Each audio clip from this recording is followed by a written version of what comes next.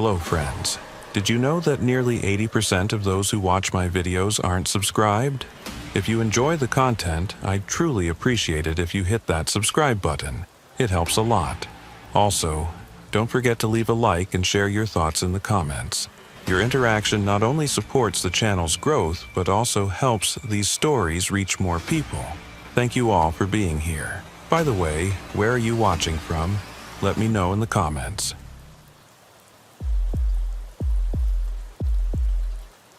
I've worked the Bering Sea approaches for 19 seasons now, and I can tell you that the cold up here does something to a man's perception. Dale Haskett, that's my name, and I run deck operations on a 42-foot longliner that works the waters between Dutch Harbor and the outer islands.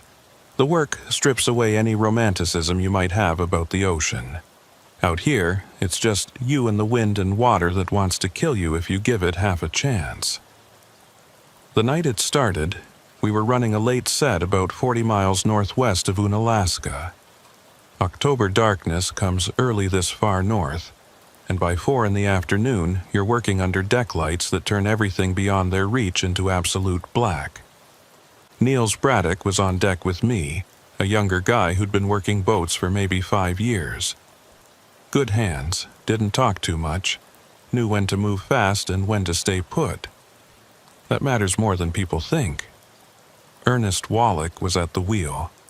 Ernest had been running boats in these waters since before I was born, and he had that particular kind of silence that comes from seeing too much ocean. He didn't tell stories about the old days. He just worked, and occasionally he'd say something that made you understand he knew things he wasn't sharing. The wind was blowing steady from the northwest, maybe 20 knots, enough to kick up a chop, but nothing that would stop us from working. The temperature was dropping, though, and I could feel ice starting to form on the rails. We'd need to knock it off before it built up enough to affect stability. We were hauling line when Ernest called down from the wheelhouse. His voice had a quality I hadn't heard before, careful and measured in a way that made me stop what I was doing. "Dale, come take a look at this." I climbed up to the wheelhouse, leaving Niels to manage the line. The space was warm compared to the deck, and the instruments glowed green in the darkness. Ernest was staring at the radar screen, his finger pointing to a contact that sat about 2 miles off our port side. "Been there for 20 minutes, he said. "Hasn't moved." I looked at the echo. It was solid. The kind of return you get from something with a good radar signature. Metal hull, probably. But the shape was wrong somehow. Too symmetrical, too perfect. You try raising them on the radio? Twice. Nothing. I watched the screen for a minute. The echo just sat there, not drifting with the current, not moving with the wind. The sea up here pushes everything. Vessels at anchor will swing with the tide. Disabled boats will drift. But this contact was stationary in a way that didn't fit. "Could be a buoy," I said, but I didn't believe it even as the words came out. "No buoys charted for this area," Ernest said. "And the return's too big. That's boat-sized." We watched it for another 10 minutes while we finished hauling the line. The contact never moved, never changed, just sat there returning our radar pulses with mechanical precision. "We going to go look?" I asked. Ernest was quiet for a moment, then he shook his head. "Got another 3 sets to make tonight. Can't be chasing ghosts." But he kept looking at the screen, and I could see something in his expression that I didn't like. Not fear, exactly, but recognition. Like he'd seen this before, and it hadn't ended well. We moved to our next set location, about 5 miles east of the first position. The work took maybe an hour and a half, and when we finished, I climbed back up to the wheelhouse to warm my hands. The radar echo was still there. It had moved with us, maintaining the exact same distance and bearing it had held before. 2 miles off the port side, precisely where it had been. "Ernest," I said, pointing at the screen. He nodded. He'd been watching it. "That's not possible," I said. "We moved 5 miles. How does it stay in the exact same position relative to us?" "It doesn't," Ernest said, "but it does." Niels came up then, his face red from the cold. He looked at the radar screen and frowned. "What's that?" "Don't know," I told him. "Been following us." "Following us how?" I explained. And I watched his expression shift from curiosity to something else. He looked out the window, but of course there was nothing to see. The darkness beyond our lights was complete. We made our third set with that echo sitting 2 miles off our port side. It never wavered, never drifted, just maintained its position like it was connected to us by an invisible tether. Ernest didn't say much, just worked the boat and checked the radar every few minutes. It was close to midnight when we started hauling the third line. The wind had picked up and the temperature had dropped enough that ice was building fast on everything. Niels and I worked quickly, knocking ice off the rails between poles. The line was coming up heavy, which was good, meant we were into fish. Then Niels called out. His voice was sharp, and I turned to see him staring at something caught in the line. Not fish, fabric. I moved closer and helped him pull it free. It was maybe 2 feet square, some kind of synthetic material, dark blue or black. The edges were torn, not cut, and there were rust stains on one corner. The fabric was wet, of course, but when I squeezed it, the water that came out felt different, warmer than it should be. "What is that?" Niels asked. I didn't know. It looked like it might have been part of a tarp, or maybe equipment cover, but the material had a quality that bothered me. It was too clean, too intact. Fabric that's been in the ocean for any length of time shows it. This looked like it had gone in the water maybe hours ago, not days or weeks. "Could have come from anything," I said. But I was thinking about the radar echo. Niels took it from me and examined it more closely. In the deck lights I could see his breath making clouds. "It's still warm," he said. I touched it again. He was right. The fabric held heat in a way that made no sense. We were hauling line from 300 feet of water. Nothing that comes up from that depth is warm. We finished the set and I took the fabric up to the wheelhouse. Ernest looked at it without touching it, and his face did something I'd never seen before. He looked old suddenly, and tired in a way that went beyond physical exhaustion. "Throw it back," he said. "What?" "Throw it back in the water, now." I stared at him. "Ernest, what?" "Dale, I've been working these waters for 43 years. I'm telling you to throw that back, and don't ask me why." There was something in his voice that killed any argument I might have made. I took the fabric back down to the deck and dropped it over the side. It floated for a moment, dark against the black water, then sank. When I came back up, Ernest had changed our course. We were heading east, back toward Dutch Harbor, even though we had 3 more sets planned for the night. "We're going in," he said. Niels started to protest, but I shook my head at him. Whatever was happening, Ernest knew more than he was saying, and I trusted his judgment enough to follow it. We ran for maybe 20 minutes in silence. I kept checking the radar screen and the echo kept pace with us, 2 miles off the port side. Then, without any transition, it was gone. The screen showed empty ocean in all directions. Ernest saw it disappear at the same time I did. He didn't change course, didn't slow down. He just kept driving us east. "You want to tell me what that was about?" I asked after another 10 minutes.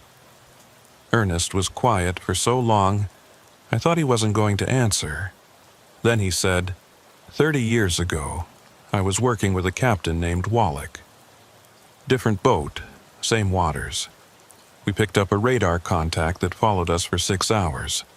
Never moved from the same position relative to our boat. Captain wanted to investigate, so we changed course to intercept it. He paused, and I waited. When we got to where the echo was supposed to be, there was nothing there. Just empty ocean. But we found fabric in our nets on the next haul. Same kind of material you just threw back. Captain kept it, brought it to port, tried to figure out where it came from. And he disappeared 3 days later. Went out alone in his skiff, said he was going to check something. They found the skiff a week later, capsized, 10 miles offshore. Never found him. The wheelhouse was warm, but I felt cold. You think there's a connection? I think that fabric shouldn't exist. I think whatever that radar contact is, it doesn't want to be found, and it leaves markers for people who get too close. I think some things in these waters have their own rules, and the smart move is to respect that and stay clear. We didn't talk much after that. The run back to Dutch Harbor took 4 hours, and the radar stayed clear. By the time we tied up at the dock, dawn was starting to break over the eastern mountains, and the world looked normal again. We offloaded our catch and secured the boat. Niels asked if we'd be going back out the next night, and Ernest told him no. We'd be staying in port for a few days. Maintenance, he said, but I knew that wasn't it. I went to a bar near the harbor and drank coffee while I tried to make sense of what had happened. The logical part of my brain said it had been an instrument malfunction. Maybe some kind of radar ghost caused by atmospheric conditions. The fabric was just trash that had snagged in our line, and the warmth was imagination or residual heat from something I couldn't explain but which probably had a rational cause. But the part of my brain that had worked the ocean for 2 decades knew better. I'd seen enough strange things to understand that the water keeps secrets. You learn to recognize when you're seeing something that doesn't fit, and you learn to back away from it. I ran into Ernest 2 days later at the fuel dock. He was alone, checking line on his boat.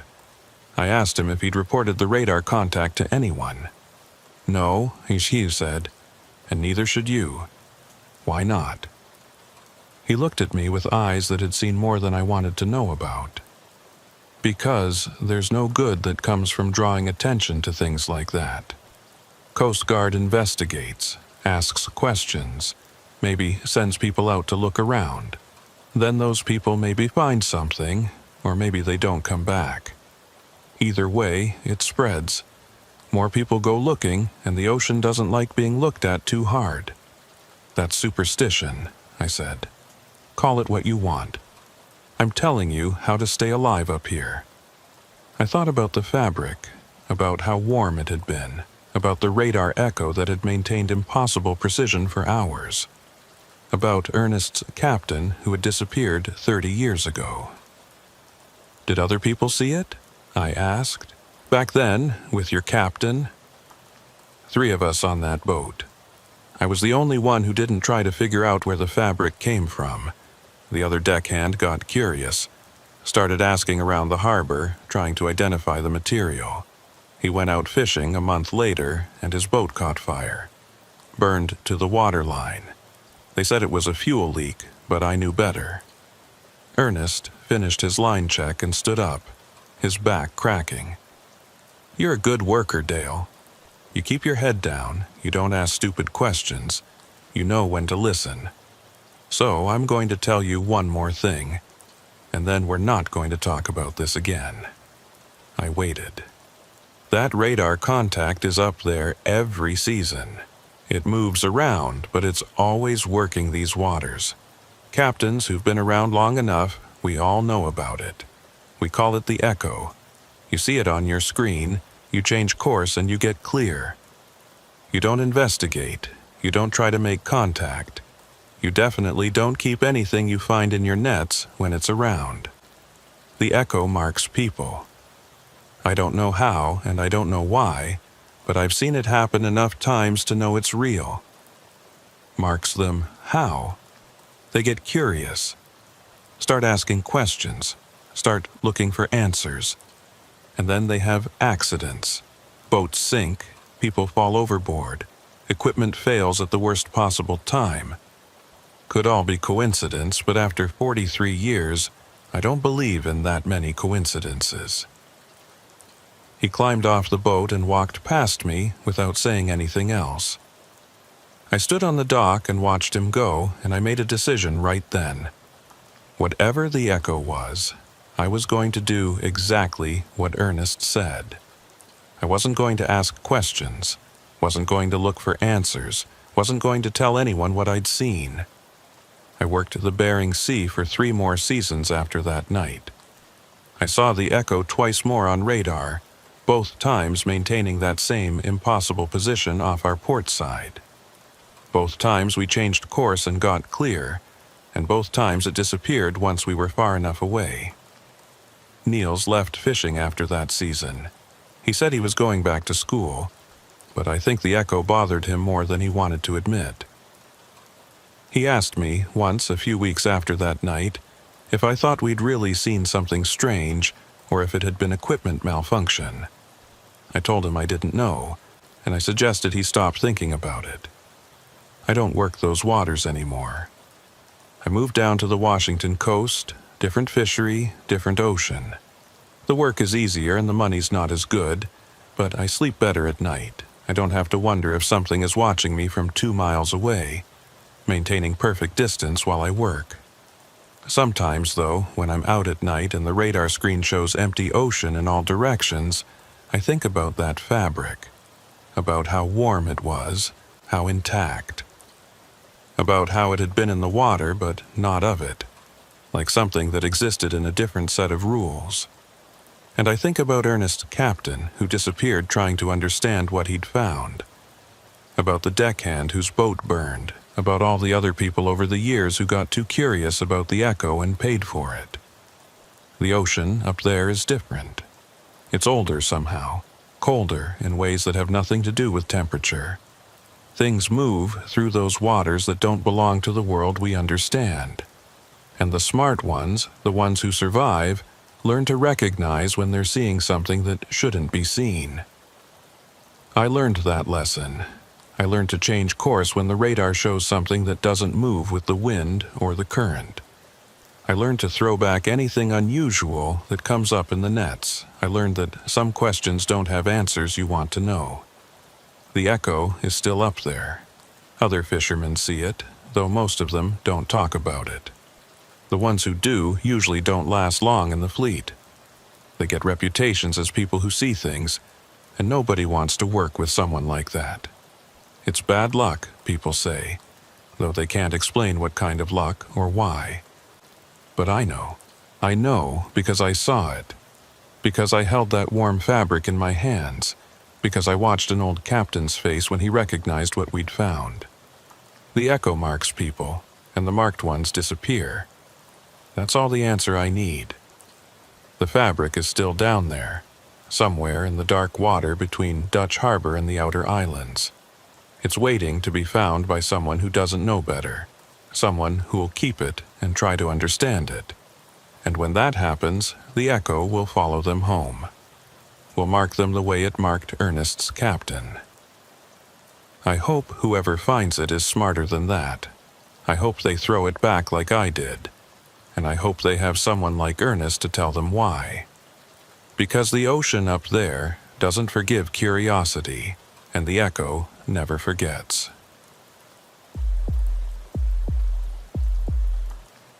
The harbor master's office called me on a Tuesday morning in March, which was unusual because Gregor Salcedo doesn't usually warrant personal calls from management. I run a 36-foot gill netter out of Nia Bay, nothing special. Just steady work catching salmon when they're running and taking whatever other jobs come my way during the off-season. I've been working these waters for 14 years, long enough to know most of the people in the fleet, but not long enough to be considered one of the old-timers. Maeve Lind was on the phone. She'd been managing harbor operations for maybe 6 years, efficient and professional in a way that made people trust her judgment. When she asked if I could come to her office before heading out that morning, her voice had a quality that made me change my plans without argument. The office was warm after the cold wind outside, and Maeve had coffee ready, which told me this wasn't going to be a quick conversation. She waited until I was settled before she started talking. You know the D-dock section that's been closed for the past year? I nodded. D-dock was at the north end of the harbor. 6 berths that had been cordoned off with chain-link fencing and warning signs. The official explanation was structural damage, pilings that needed replacement, something about water damage undermining the dock foundation. Work was supposed to start last summer, but had been delayed for reasons nobody seemed clear on. We're getting ready to demolish that section, Maeve said. But before we do, I need someone to go out there and document the current condition. Photos, measurements, basic assessment. The contractor needs it for the permit application. Why me? She looked uncomfortable, which was unusual for her. Because you're not the kind of person who talks much. And because I need someone who can handle unusual situations without making a big deal about it. I waited for her to explain what she meant by unusual. There have been some reports, she said slowly, from the night security. Ari Knutson has been working the overnight shift and he's mentioned hearing things from the D-dock area. Sounds that don't have obvious sources. What kind of sounds? Chain dragging, metal scraping on metal. Sometimes what he describes as splashing, like something moving in the water near the pilings. He's gone to investigate a few times, but he never finds anything. Just empty dock space and dark water. I drank my coffee and considered what she was telling me. You think there's something down there that's going to affect the demolition? I think I want documentation of what's actually there before we tear it down. And I want it done by someone who won't start rumors if they happen to experience anything unexpected. She was being careful with her words, trying to ask me something without saying it directly. I understood the position she was in. Harbor management couldn't officially acknowledge that strange things happened in their facility, but unofficially they needed to know what they were dealing with. I'll do it, I said.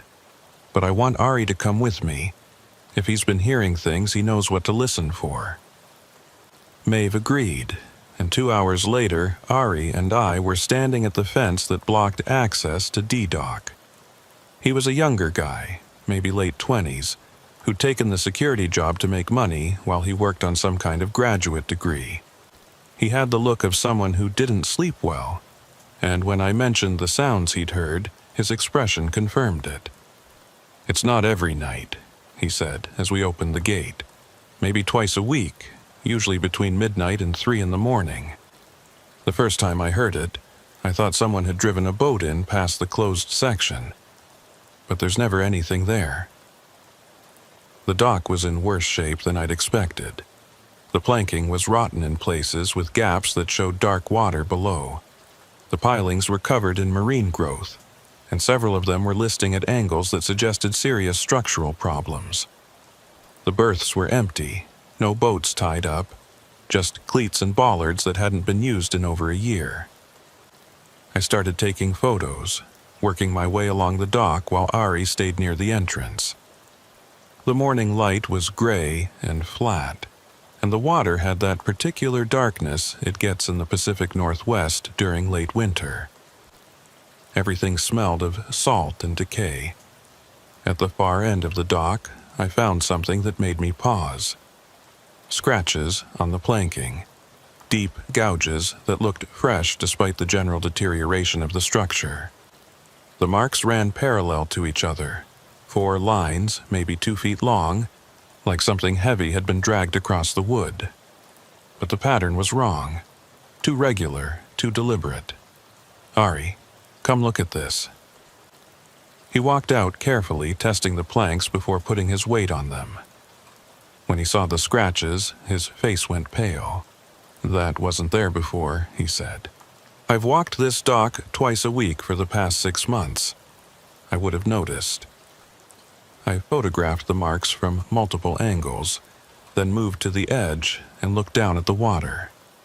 The pilings here were more deteriorated than the others, the wood soft and crumbling. But I could see something else, something that didn't fit. There were marks on the pilings about 3 feet below the water line. long, vertical scrapes, like something had been rubbing against them. The marks were clean, recent, cutting through the marine growth to show bare wood underneath. "What would do that?" Ari asked, leaning over to look. I didn't know. Boats tied to pilings will rub against them, but there were no boats here. Floating debris might cause some marking, but not this pattern. Not these clean, vertical lines that suggested deliberate movement. We finished the photo documentation and I took measurements of the dock dimensions for Maeve's report.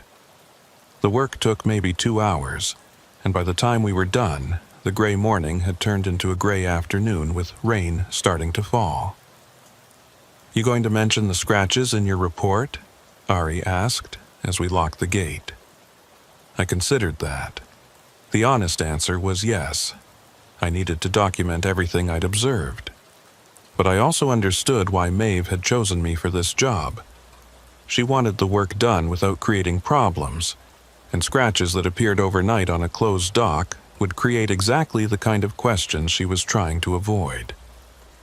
"I'll mention deterioration and possible animal activity," I said. "That covers it without being specific."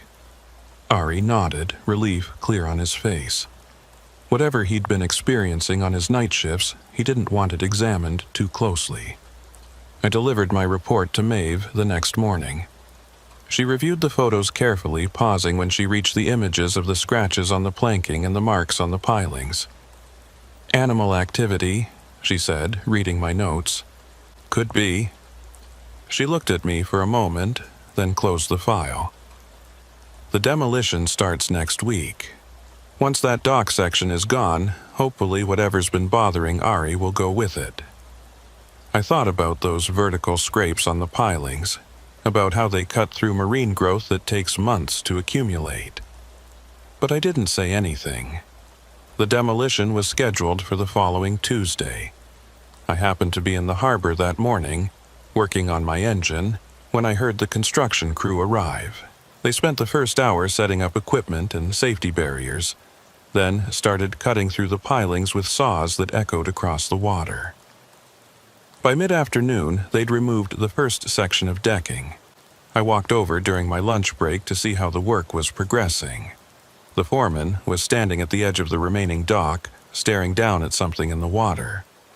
"Problem?" I asked.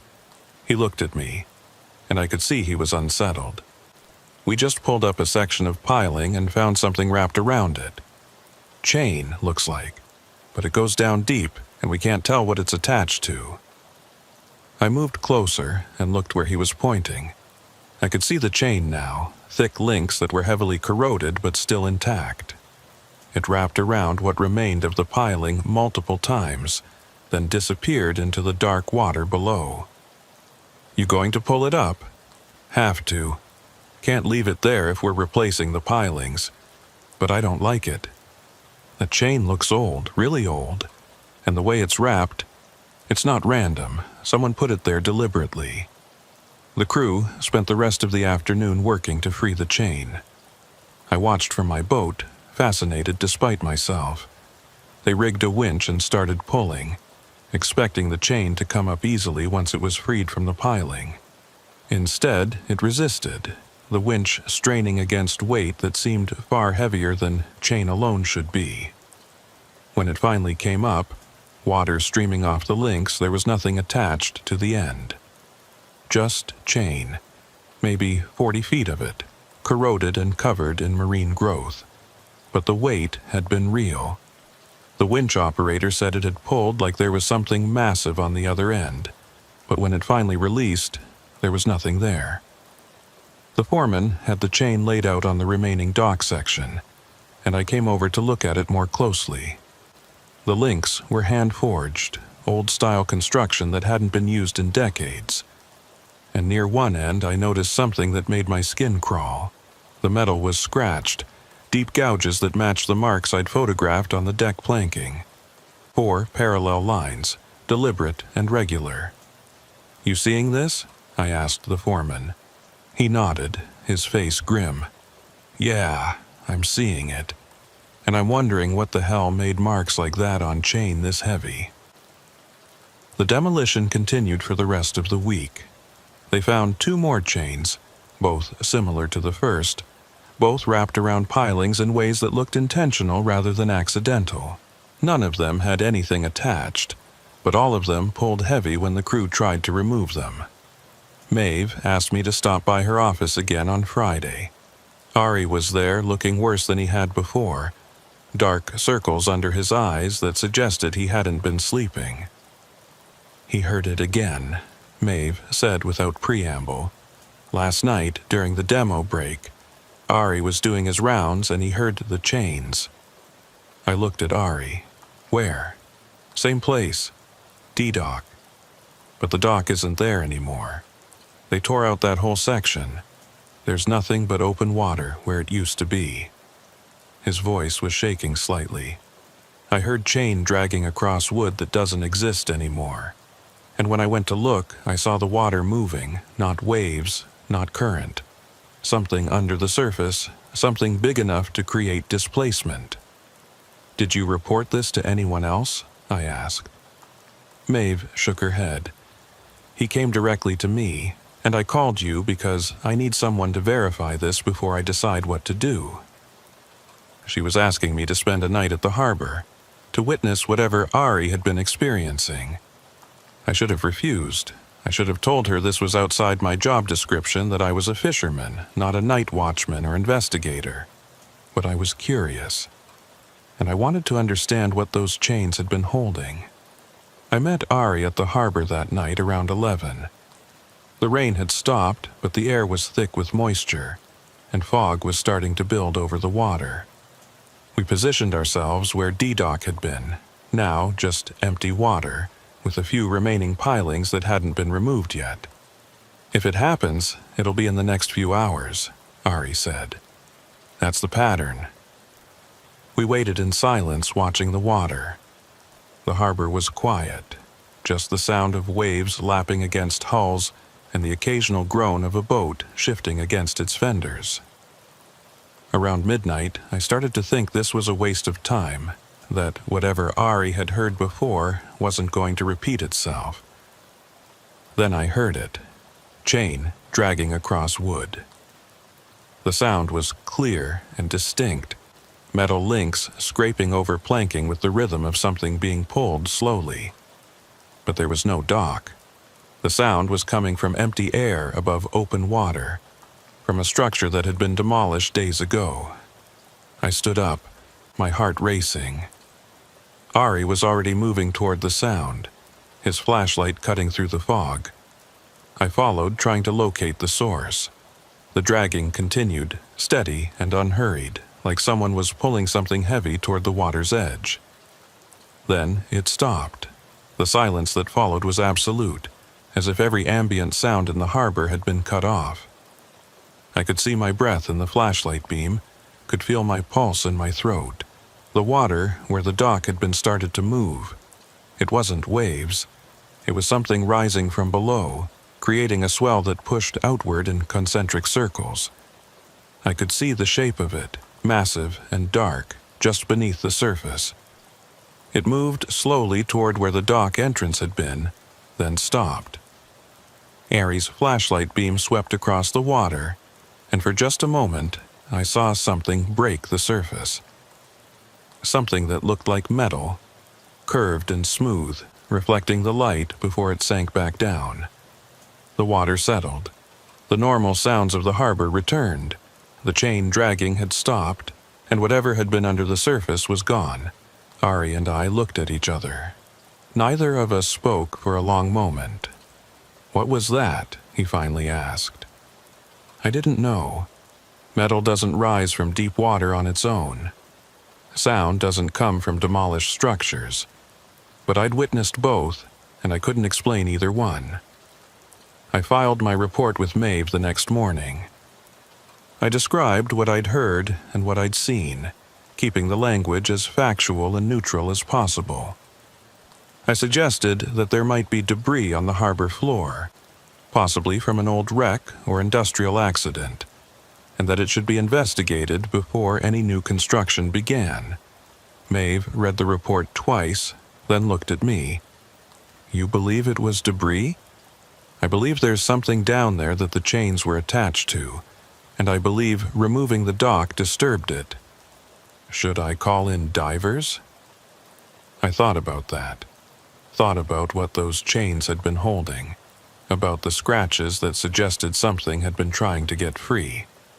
Thought about the sound of dragging chain from a dock that no longer existed. No, I said. I think you should leave it alone. Whatever's down there has been there a long time. The chains kept it in place. Now they're gone, and maybe it should stay that way. Maeve was quiet for a moment, then nodded. The new dock construction is being moved to a different location. Engineering decided the foundation issues were too extensive here. We're going to leave this section as open water. She didn't say why the engineering assessment had changed so suddenly, but I understood. Someone had made the decision to leave whatever was in the water undisturbed, and they'd found a bureaucratic justification to support it. The area where D-Dock had been remains empty water. The remaining pilings were removed, but no new construction has started. Ari left the security job a month later. He said he'd finished his degree and was moving to somewhere inland, somewhere without deep water and fog. I still work out of Nia Bay, still run my gill netter during salmon season, but I don't tie up anywhere near where D-Dock used to be. On foggy nights when the harbor is quiet, I sometimes hear chain dragging. The sound is distant, muffled by moisture and darkness, but it's there. Other fishermen hear it too, though most of them don't mention it. The ones who do usually don't stay in Nia Bay long. They move to different harbors, different waters, places where the sounds make sense and the darkness doesn't hold weight. I understand why they leave. But I stay, because this is my home port, and because running from something doesn't make it less real. Whatever was chained to those pilings is free now, and it moves through the water at night, dragging phantom chains across docks that no longer exist. The scratches on the planking were real. The marks on the pilings were real. The chains were real. What they were holding, what they were meant to restrain, that remains unknown, and I've decided I prefer it that way. Some things should stay chained. Some things should remain on the harbor floor, held down by corroded metal and forgotten weight. But the chains are gone now, pulled up by a demolition crew that didn't understand what they were removing. And on foggy nights, when the water is dark and still, something moves through Nia Bay that was never meant to be free.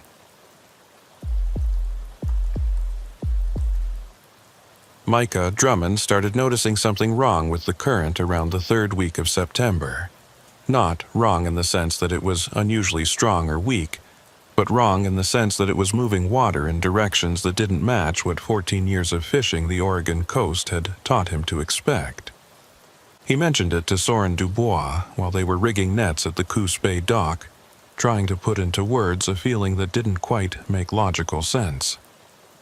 "The pull feels backward," Micah said, tying off a float line, like the water's trying to go somewhere it shouldn't. Soren looked up from the mesh he was mending, his hands moving automatically through the familiar motions. He was 10 years younger than Micah, but had grown up on boats and understood the ocean in the way that only people who work it daily can. "Backward how?" Micah struggled to explain. "You know how the current along this section runs north, especially this time of year? Cold water pushing up from California." Soren nodded. "Last 3 times I've been out, it feels like something's pulling south. Not everywhere, just in patches. Like the normal current is moving one direction, but underneath there's something else pulling the other way. Riptide? No. Riptides you can see, you can feel the surface tension. This is deeper, and it's not consistent. Some days it's there, some days it's not." Soren tied off his repair and examined the net section. "You check your charts? Maybe there's bottom topography you're not accounting for. I've fished these waters for 14 years. I know the bottom. This is different." Soren didn't argue, but Micah could see he was skeptical. And Micah didn't blame him.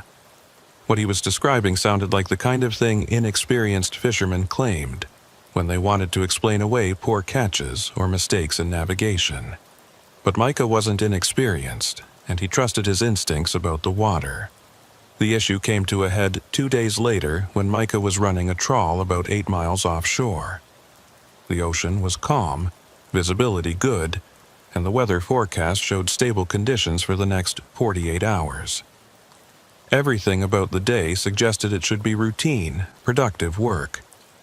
He deployed his nets in an area where he'd successfully fished dozens of times before. The depth here was consistent, around 300 feet, with a mostly flat bottom composition of sand and mud. Good shrimp habitat, reliable catches. He let the net drag for 45 minutes, then engaged the winch to start hauling it back. The net came up wrong. He couldn't articulate exactly how he knew, but the resistance felt different. Nets drag with a particular quality, a weight and tension that experienced fishermen can read like a language. This felt lighter than it should, but also somehow heavier in the wrong places. When the net finally broke the surface, Micah understood why. It was empty. Not a single shrimp, not a fish, not even the usual debris of kelp and jellyfish that always gets caught in the mesh. The net was completely clean, as if it had been dragged through sterile water. And it was covered in mud, not the sandy residue that comes from bottom contact. Thick, black mud that coated the entire net, clinging to the mesh in clumps. The mud had a smell that made Micah step back from the rail. Something organic and wrong, like decay, but not quite. Like something that had been buried and then uncovered. He called Soren, who was working his own boat about 3 miles south. "You getting anything in your nets?" "Yeah, decent haul. Shrimp are running good today. Why?" Mine came up empty, covered in mud. There was a pause. "What depth are you at?" Micah checked his sounder. The display showed 300 feet, same as always. 300. Same spot I always work. "Maybe you snagged something. Old wreck, piece of equipment. Net's intact. If I'd snagged something, there'd be tears. This is like..." Micah stared at the mud-caked mesh. "It's like I dragged it through a mud flat, but I'm in 300 feet of water." "You sure about your depth reading?" Micah looked at the sounder again. The display was clear and consistent. 300 feet. But as he watched, something flickered. For just a moment, the reading changed, showing a depth of 80 feet, then jumping back to 300. "Soren, my sounder's acting strange." "Acting strange how?" "It's jumping, showing different depths in the same location. Could be a malfunction." "When's the last time you had it calibrated?" 3 months ago. It's been working fine." Even as he said it, the display jumped again. 80 feet, then back to 300, then down to 50. Micah pulled up his charts and checked his GPS position. According to the coordinates, he was exactly where he should be, in an area with well-documented bottom depth. There were no sudden drop-offs here, no underwater canyons or ridges that would cause the kind of variation his sounder was showing. He decided to deploy the net again, paying closer attention to how it felt as it went down. The weight dropped normally for the first 200 feet, then suddenly went light, as if it had hit bottom much sooner than it should have. But the sounder still showed 300 feet of water below the hull. He let the net drag for another 30 minutes, then hauled it up. Same result. Empty of sea life, coated in black mud that smelled of things that shouldn't be near the surface. And when he examined the mesh more closely, he found something that made his hands go cold. Mixed in with the mud were fragments.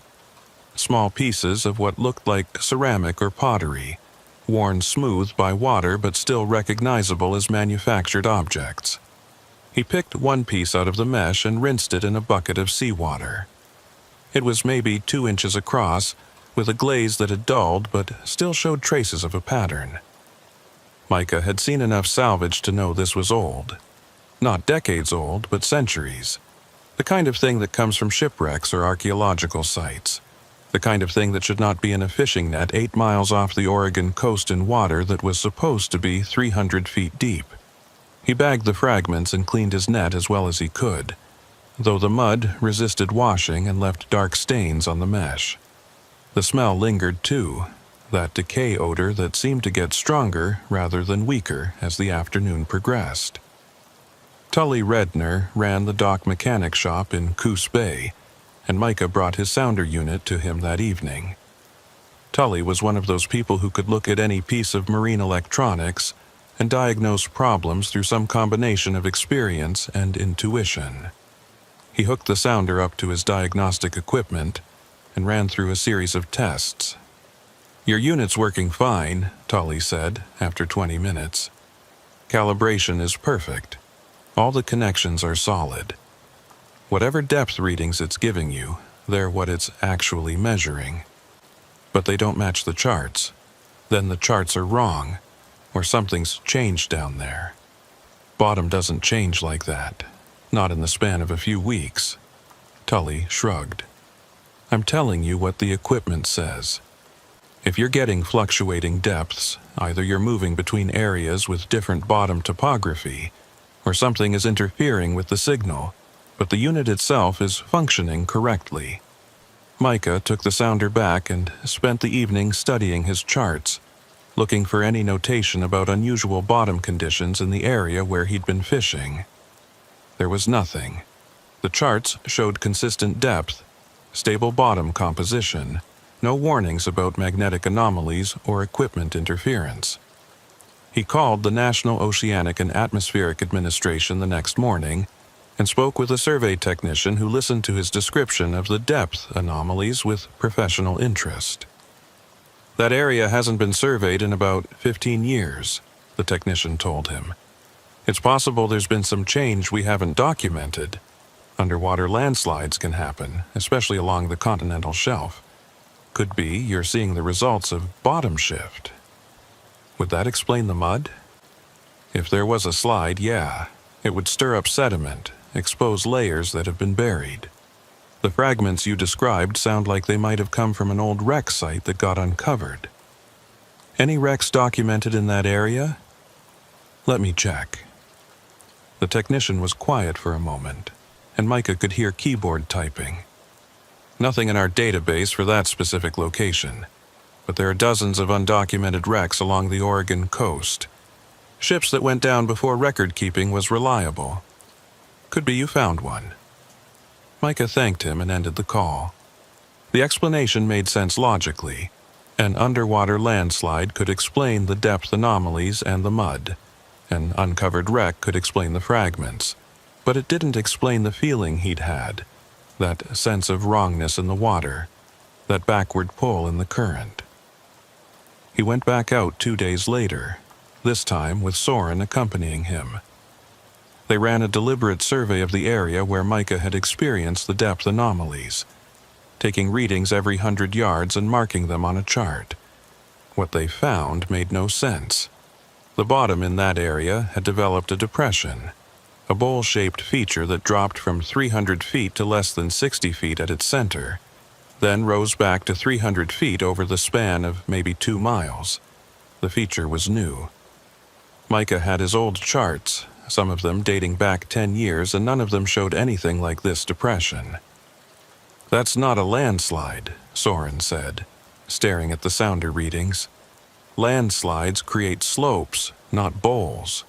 What creates bowls? Impact craters. But those don't happen underwater, not in shallow coastal waters." They positioned the boat at the center of the depression, and Micah deployed his net. The familiar wrongness returned immediately, that light, heavy feeling as the net descended. When he hauled it up 30 minutes later, it was coated in the same black mud, carrying the same smell. But this time, there was more than just fragments in the mesh. Tangled in the net was something that looked like rope, except the material was wrong. Too stiff, too heavy. When Micah pulled it free and examined it closely, he realized he was looking at braided metal. Cables, maybe, or woven wire, corroded but still intact enough to show the braiding pattern. That came from something, Soren said. Something that used metal cables. Could be from a wreck. Could be. But why would it be in the middle of a depression that wasn't there 2 weeks ago? They didn't have an answer for that. They spent the rest of the afternoon taking more depth readings, documenting the depression's dimensions. By the time they finished, both of them were convinced something significant had happened down there. Something that had created a new bottom feature and exposed materials that had been buried. Micah reported his findings to the Coast Guard, who forwarded the information to NOAA. A survey ship was dispatched 2 weeks later to conduct a proper mapping of the area. Micah received a call from the survey team leader 3 days after they completed their work. "We confirmed the depression," the team leader said. "It's definitely new, but we can't find any evidence of what caused it. No signs of seismic activity, no indication of landslide. The bottom composition in that area doesn't support crater formation. It's like something scooped out a section of seafloor and left a bowl-shaped void." "What about the materials I found, the fragments and the cables?" "We sent divers down. They collected samples from multiple locations in the depression. Some of what they found matches your description. Pottery fragments, metal cables, other manufactured materials. Dating suggests they're from different time periods. Some pieces are recent, maybe 20 or 30 years old. Others are much older, centuries. How do materials from different time periods end up in the same location?" "That's what we're trying to figure out. The most likely explanation is that there's a debris field down there, materials from multiple wrecks that have accumulated over time. The depression could have formed through some process that collected these materials in one location. What process? We don't know yet. We're still analyzing the data." The survey team's report, when it was finally published, described the depression as an anomalous seafloor feature of unknown origin, and recommended against fishing in the immediate area until more research could be conducted. The depression was added to navigation charts with a notation about unusual bottom conditions. Micah stopped fishing that area. The catches elsewhere were good enough that he didn't need to take risks with water that felt wrong. But he thought about the depression often, about what could scoop out a section of seafloor and leave behind materials from different time periods. Soren developed his own theory.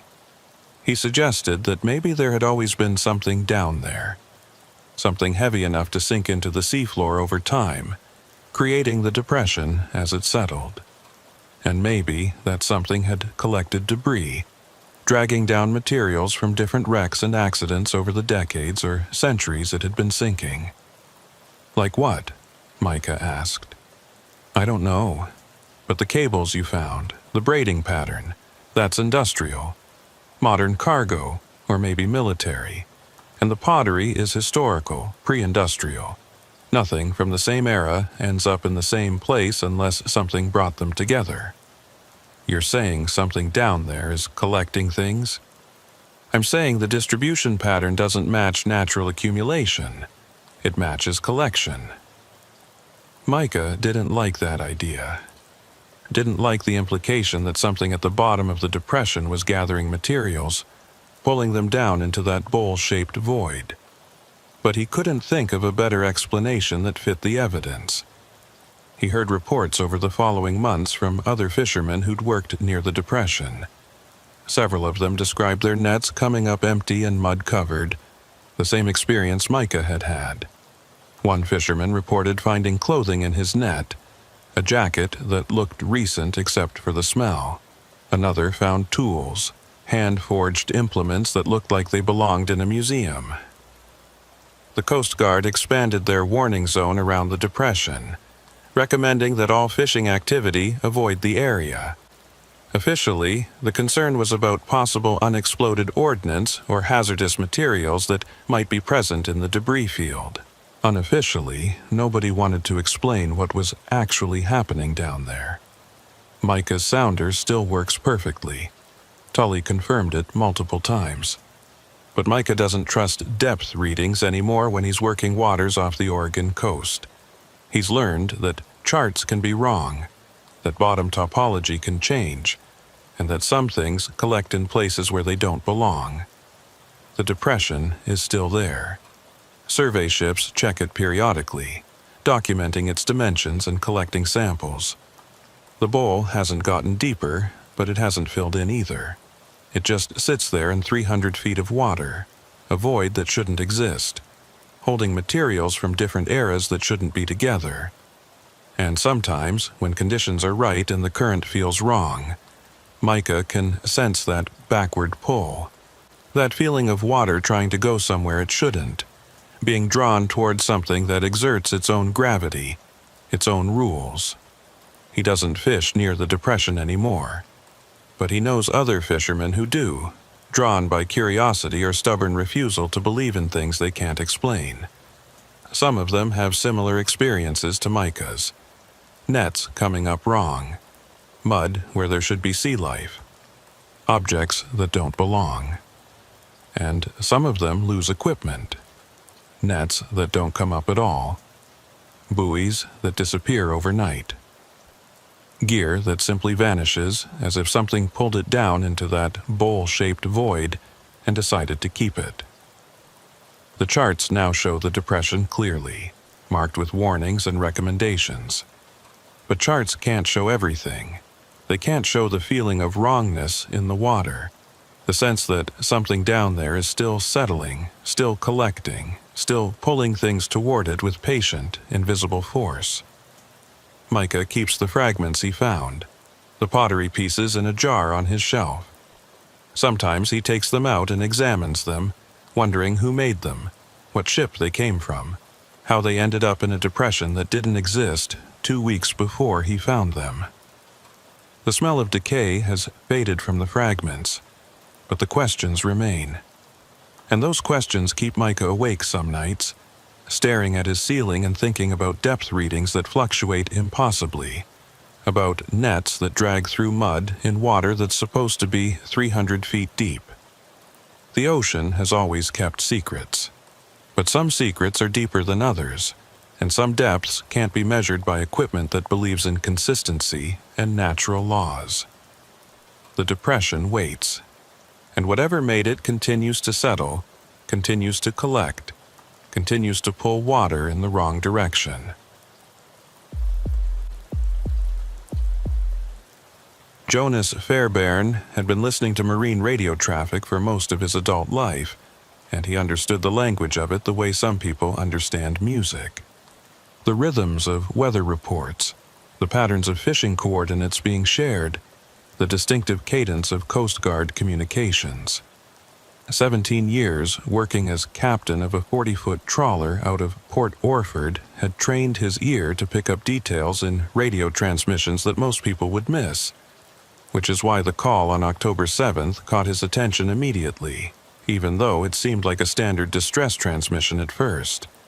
He was running solo that night, having given his regular mate Del Ray Hollis the evening off. Del Ray had family visiting, and Jonas could handle a simple run on his own. The ocean was calm, visibility good, and he was working familiar waters about 12 miles offshore. The kind of conditions where you could relax slightly, let your mind wander while your hands did the work they'd done 1,000 times before. The transmission came through at 9:43. Jonas noted the time because he was logging his position when the radio crackled to life with the distinctive tone that preceded emergency broadcasts. The voice was male, strained but controlled, speaking English with a slight accent Jonas couldn't quite place. Pacific Islander, maybe, or Southeast Asian. The transmission was weak, breaking up with static, but the essential message was clear. Vessel in distress, engine failure. Taking on water, requesting immediate assistance. The caller gave coordinates that placed them about 15 miles northwest of Jonas's position, and identified their vessel as the Sandra Marie. Jonas grabbed his microphone and responded, acknowledging the distress call and informing the Sandra Marie that he was approximately 30 minutes from their position and could render assistance. He asked them to confirm their coordinates and describe the nature of their emergency in more detail. There was no response, just static. Jonas tried again, broadcasting on multiple frequencies but received no reply. He immediately contacted the Coast Guard at Coos Bay, reporting the distress call and the coordinates. The Coast Guard duty officer acknowledged and said they were dispatching a helicopter and motor lifeboat to the scene. Jonas altered course and increased speed, heading toward the coordinates the Sandra Marie had given. The normal caution he'd feel about responding to a distress call at night was overridden by the clear urgency in the caller's voice. Someone was in trouble, and he was close enough to help. The water was dark beyond his running lights, and the stars were obscured by a high overcast that turned the sky into a featureless gray dome. Jonas kept his radar running, watching for any contacts that might indicate the disabled vessel. The screen showed empty ocean in all directions. He reached the coordinates 40 minutes after the initial call. His spotlight swept across the water, looking for any sign of a boat or debris.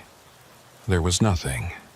The ocean was calm and empty, undisturbed except by the gentle swell that moved across the surface with mechanical regularity. Jonas began a search pattern, circling the coordinates and expanding outward with each pass. The Coast Guard helicopter arrived 20 minutes later, its searchlight cutting through the darkness from above. Together, they covered an area of several square miles, looking for anything that might indicate where the Sandra Marie had been. They found nothing. No boat, no debris, no oil slick, no life jackets or equipment. The water was completely clean, as if no vessel had ever been in distress at those coordinates. The Coast Guard flight officer contacted Jonas and asked if he had any additional information about the call. Jonas described the transmission in as much detail as he could remember, including his impression of the caller's accent and the specific phrasing they'd used. "We have the call recorded," the flight officer said, "but we're not finding any vessel registered as Sandra Marie in our database. No float plans filed for that name out of any Oregon port in the past month." Jonas felt a familiar unease building. Could be using a different home port. Could be the name is wrong or I misheard it. Could be. We'll continue searching for another hour, but if we don't find anything, we'll have to suspend and reclassify this as a false alarm or possible hoax. They searched for 90 minutes total before the Coast Guard helicopter had to return to base for fuel. Jonas stayed for another hour, unwilling to give up while there was any possibility someone was still out there. But eventually, he had to accept that there was nothing to find. He returned to Port Orford exhausted and confused. The call had been clear. The distress had been real in the voice he'd heard, but there was no evidence anyone had been in trouble at those coordinates. Del Rey was at the dock the next morning when Jonas arrived to prep for the day's work. Jonas told him about the distress call and the fruitless search, and Del Rey listened with an expression that suggested he'd heard similar stories before. "You get coordinates?" Del Rey asked. Jonas gave them to him, and Del Rey pulled out his phone, checking something. After a moment, he looked up with a grim expression. "That's near the drop-off, maybe 3 miles from the shelf edge." "So?" "So that's where Raven Ott heard a distress call 2 months ago. Same kind of thing. Vessel in trouble, requesting assistance, gave coordinates near the drop-off. Raven went to help, didn't find anything. Coast Guard searched, came up empty." Jonas felt his skin prickle. "Same vessel? Don't know. Raven didn't mention a name, but same area, same circumstances. Distress call with no boat to be found. Why didn't anyone tell me about this?" Del Rey shrugged. Raven didn't want people thinking he was losing it. He filed his report with the Coast Guard and kept quiet about it otherwise. I only know because he's my cousin and he needed to talk to someone. Jonas spent that evening trying to contact Raven Ott, but the number Del Rey gave him went to voicemail. He left a message asking Raven to call him back, but received no response. 1 week later, October 14th, Jonas was working the same waters, this time with Del Rey on board. They were hauling net around 8 in the evening when the radio transmission came through. Jonas recognized the voice immediately. Same speaker, same accent, same strained but controlled tone. The transmission was identical to the one he'd heard a week earlier, word for word. Vessel in distress, engine failure, taking on water, requesting immediate assistance. Same coordinates, same vessel name, Sandra Marie. Jonas grabbed the microphone, but Del Rey caught his arm. "Wait, just listen." They listened to the entire transmission play out. It ended exactly the way Jonas remembered, cutting off mid-sentence as if power had failed. Then there was static. "That was the same call," Jonas said. "Exactly the same. Every word identical." Del Rey nodded slowly. "Recording has to be. Someone's broadcasting a recording." "Why?" "Don't know. But you need to report this to the Coast Guard. Tell them it's a repeat transmission." Jonas made the call. The Coast Guard duty officer this time was different from the one he'd spoken with a week earlier, and she listened to his report with professional skepticism. She said they would investigate, but suggested that Jonas should not respond to the call unless he could verify it was genuine. "How am I supposed to verify it's genuine?" Jonas asked. "If you can make radio contact with the calling vessel and confirm they're in actual distress. If they don't respond to your attempts at contact, assume it's a false transmission." Jonas understood the logic, but it felt wrong. If there was even a possibility someone was in genuine trouble, ignoring the call because it seemed suspicious could cost lives. He didn't go to the coordinates that night.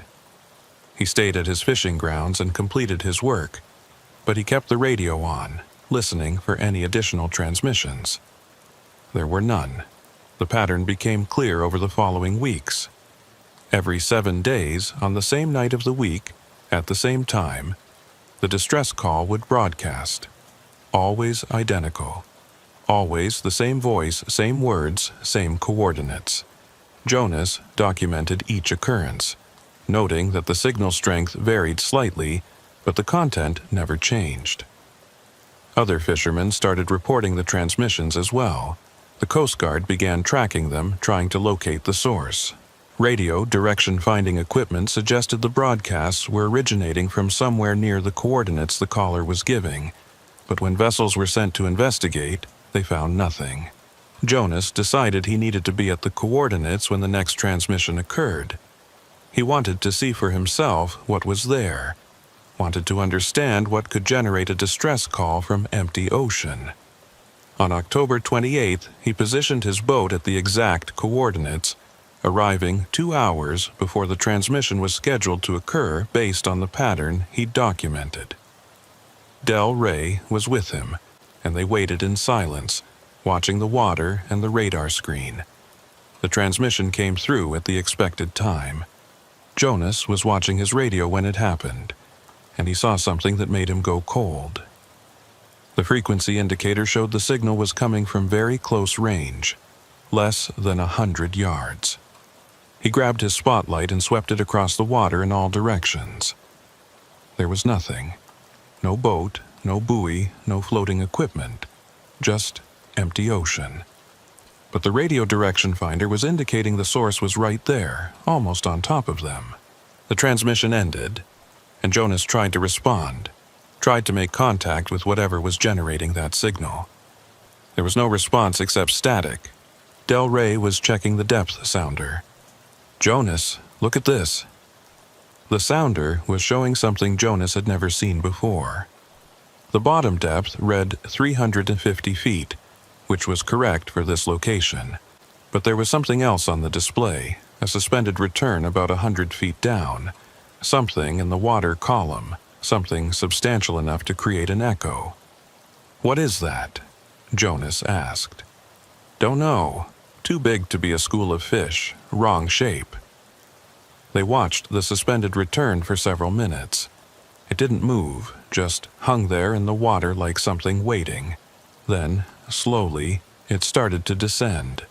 The echo moved down on the sounder display, sinking towards the bottom at a rate of maybe 10 feet per minute. Jonas made a decision. "We're going to mark this location and come back with sonar. I want to know what's down there." They deployed a marker buoy, a bright orange float with a radar reflector that would make it easy to find again. As they were preparing to leave, the suspended return on the sounder reached the bottom and disappeared from the display. 2 days later, Jonas hired a survey technician with side-scan sonar equipment. They returned to the marker buoy and conducted a detailed scan of the area, looking for anything that might explain the suspended return and the repeating distress calls. The sonar images showed the bottom in high resolution, revealing details of the seafloor topology. At the coordinates where Jonas had detected the suspended return, the sonar showed something that didn't fit the surrounding geology. It was a crater. Not large, maybe 30 feet across, but distinct and clearly artificial in origin. The crater was circular, with raised edges that suggested something had impacted the bottom with significant force. Inside the crater, the sonar showed scattered debris, metal fragments, possible equipment, shapes that might have been structural components. "That's a crash site," the technician said, studying the sonar images. "Something came down hard and buried itself in the bottom. Recent. Can't tell from sonar alone, but the edges are still defined, haven't been eroded by current. If I had to guess, I'd say less than a year old. Maybe less than 6 months." Jonas stared at the images. A crash site would explain debris, but it wouldn't explain repeating distress calls. Unless, could there be equipment down there that's still functioning? Something battery-powered that's broadcasting automatically? The technician considered that. Emergency beacons can run for weeks on battery power. If there's a transmitter down there and it's somehow waterproofed and still has power, it could be broadcasting. But the coordinates the distress call gives are the coordinates where we're finding the crash site. That's too coincidental. Unless whoever was broadcasting knew they were going down, knew they were about to crash and gave their position before they hit the water. The technician nodded slowly. That would make sense. Final distress call, giving position, then impact. Transmitter continues broadcasting the last message on repeat until the battery dies. Jonas reported his findings to the Coast Guard. They sent divers to investigate the crash site. What they found raised more questions than it answered. The debris field contained fragments that appeared to be from an aircraft. Small pieces of aluminum skin, bits of wiring, components that might have been from avionics systems. But there was no large wreckage, no major structural pieces. It was as if whatever had crashed there had been almost completely destroyed on impact or had subsequently disintegrated. The divers found no bodies, no personal effects, nothing that would identify who had been in the aircraft or where it had come from. They did recover what they believed was a transmitter, a waterproof unit that was still broadcasting when they brought it to the surface. The Coast Guard technicians deactivated it, and the repeating distress calls stopped.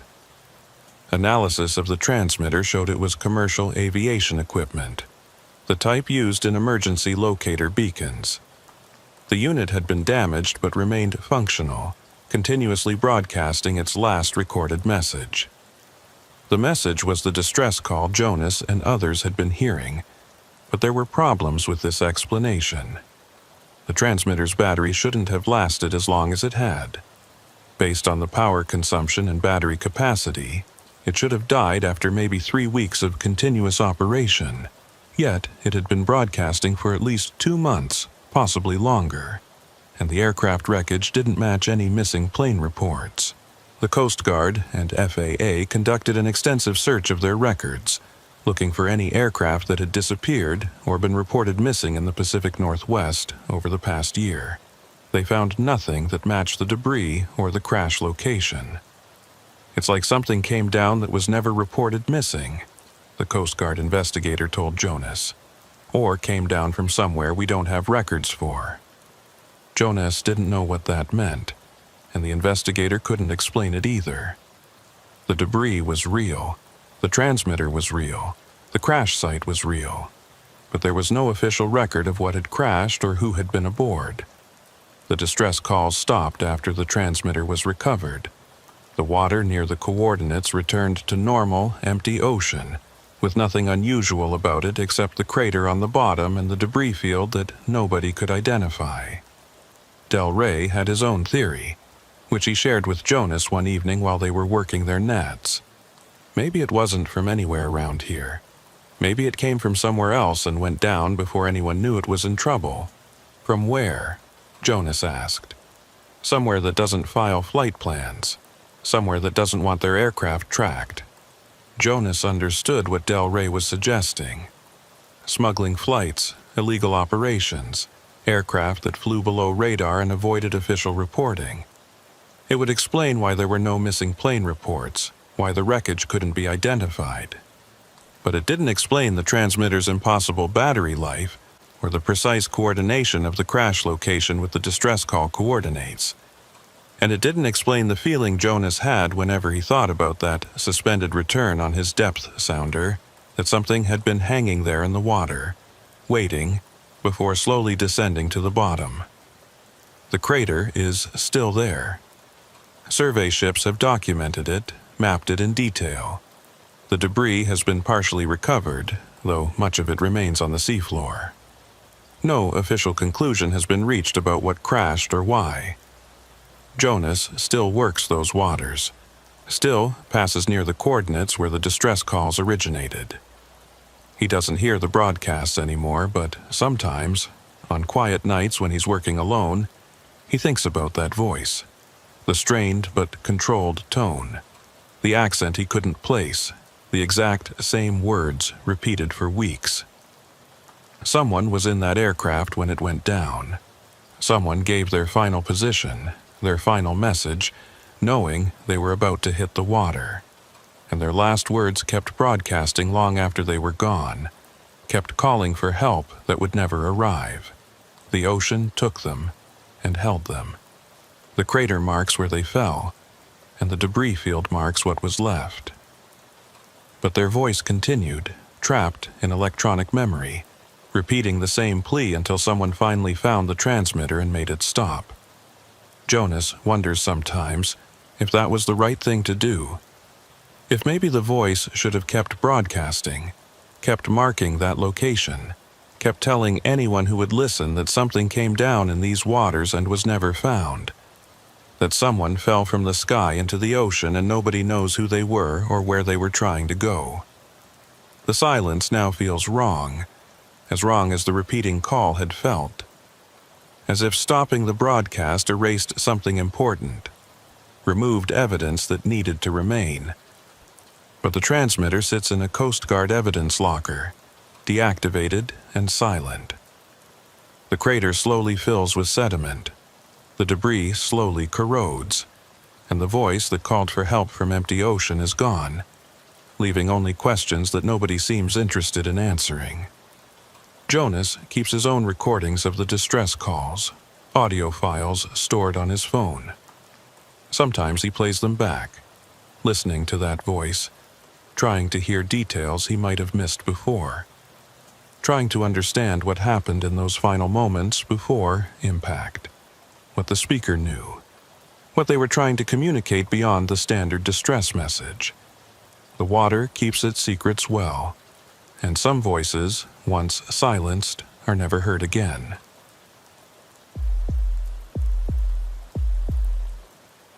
Cole Marin had been running commercial diving operations off the Northern California coast for 11 years.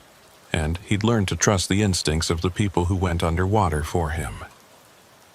Good divers developed a sense about water conditions, about when something felt wrong even if all the instruments showed normal readings. Ronan Wexler was one of those divers, methodical and cautious in ways that kept him alive in a profession where mistakes were permanent. Which is why Cole paid attention when Ronan surfaced from a routine inspection dive in November and said they needed to talk privately, away from the rest of the crew. They were working a contract for a timber company, inspecting the pilings of an old dock structure about 5 miles north of Crescent City. The dock had been built in the 1940s and hadn't been maintained properly in decades.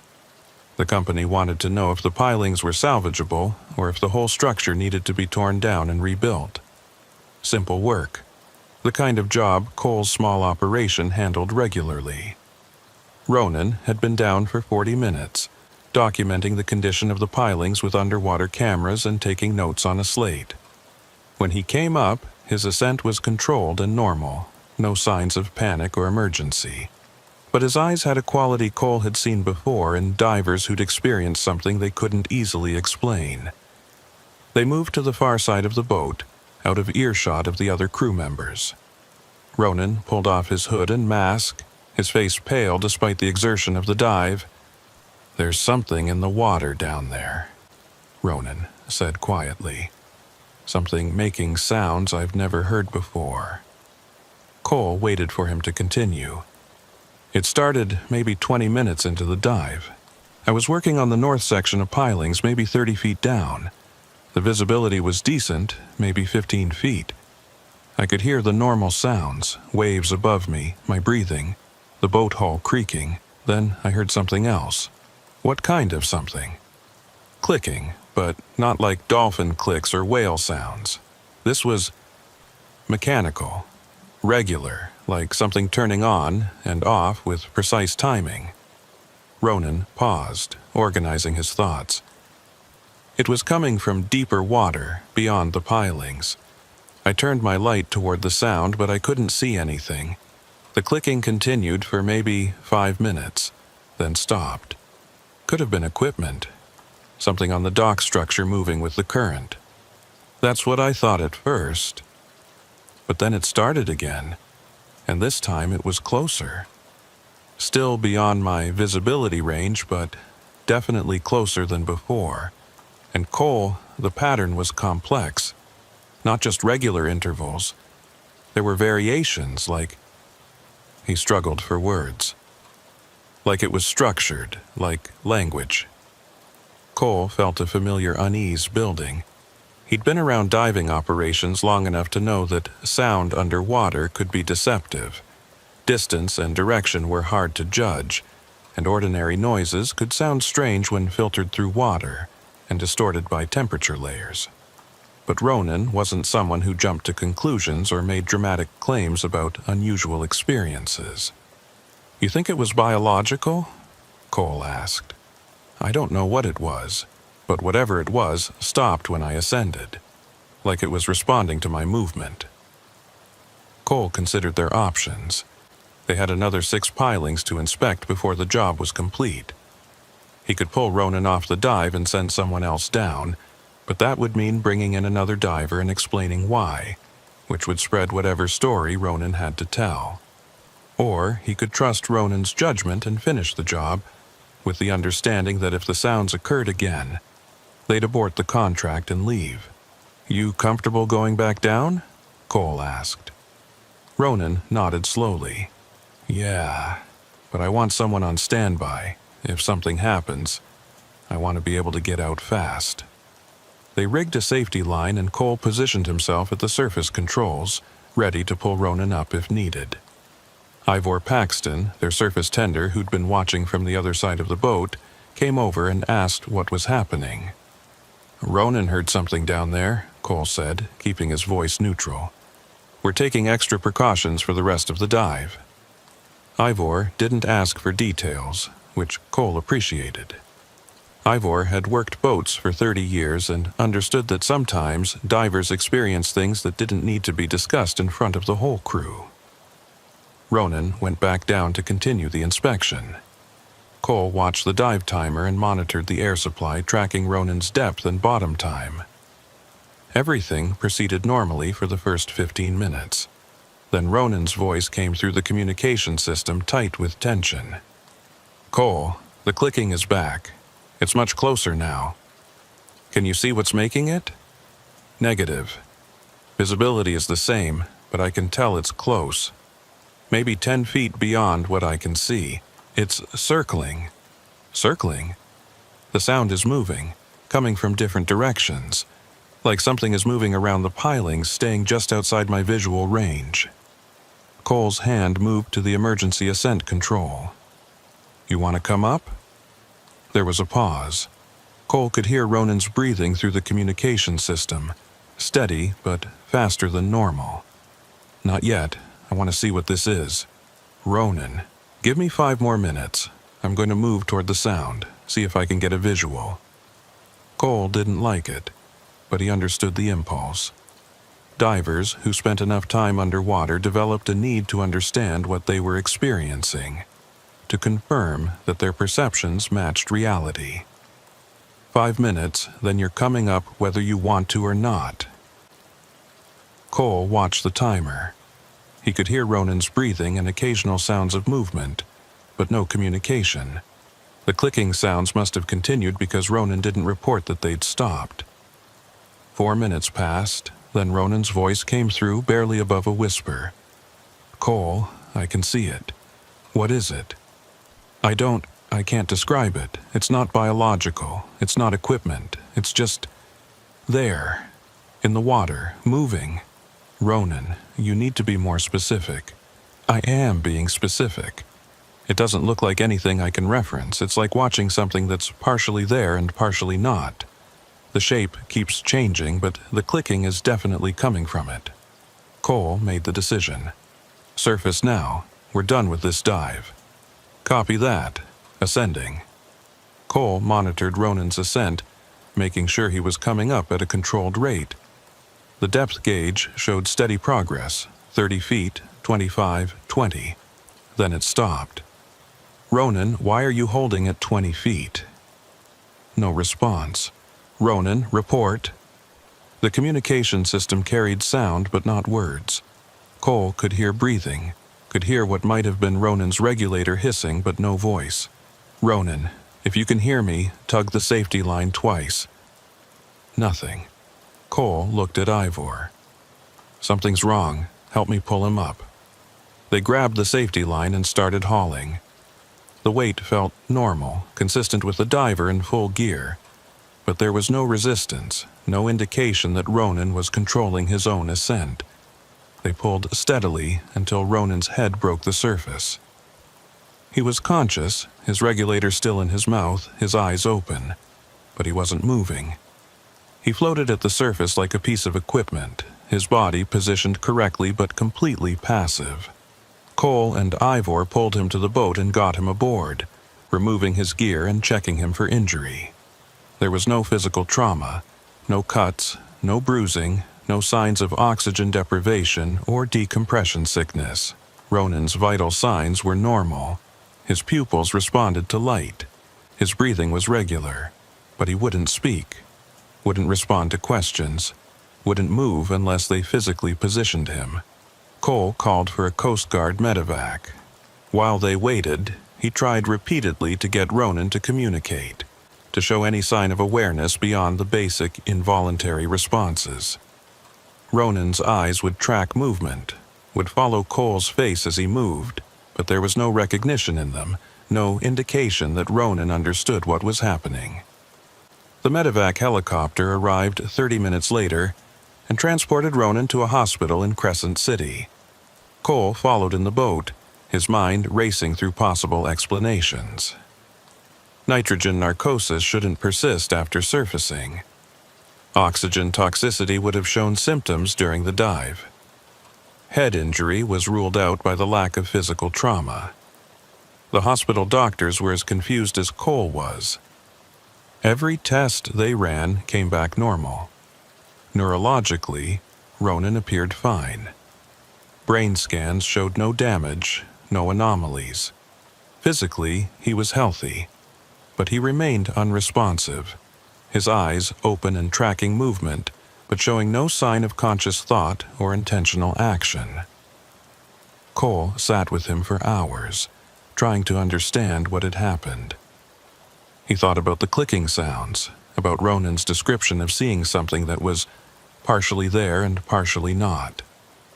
He thought about how the communication had cut out, how Ronan had stopped ascending at 20 feet. On the second day, Ronan's motor functions began returning. He could move his limbs when instructed, could follow simple commands, but he still wouldn't speak, and his eyes still held that empty quality, as if the person who had been Ronan Wexler had gone somewhere else and left only the body behind. The doctors called it a dissociative fugue state, possibly triggered by extreme stress or a traumatic experience. They said it was rare, but not unheard of in diving accidents. The fact that there was no physical cause made it difficult to treat, but they expected him to recover over time. Cole wasn't satisfied with that explanation. Ronan had been diving in conditions that weren't particularly stressful. 30 feet of depth, clear water, routine work. There had been no equipment failure, no emergency, nothing that would trigger the kind of psychological break the doctors were describing. He went back to the dock site with Ivor 3 days later, intending to complete the inspection himself. He'd brought underwater recording equipment, audio sensors that could capture sounds below the surface. He wanted evidence of what Ronan had heard, something concrete that might explain what had happened. Cole descended to 30 feet and positioned himself at the north section of pilings where Ronan had been working. The visibility was good, the water calm. He could see the pilings stretching down into deeper water, their surfaces covered in barnacles and kelp. He waited, listening. The underwater environment was not silent. There were always sounds, the creak of boat hulls, the rush of current, the distant rumble of waves. But Cole was listening for something else, something regular and mechanical. 10 minutes into the dive, he heard it. The clicking started faint, coming from deeper water. Cole activated his recording equipment and held still, trying to identify the source. The clicking was exactly as Ronan had described it. Regular, but complex with patterns that suggested structure rather than random noise. Cole turned his light toward the sound, sweeping the beam through the water. He could see maybe 20 feet in the current conditions, but beyond that was only blue-green obscurity. The clicking grew louder, closer. Then Cole saw movement. Something in the water, beyond the edge of his visibility. Something that reflected his light in a way that didn't match the usual scatter of suspended particles. It was there for just a moment, a shape that his brain couldn't quite process. Then it moved and disappeared into the deeper water. The clicking stopped. Cole waited for several more minutes, his heart rate elevated, his breathing carefully controlled. The clicking didn't resume.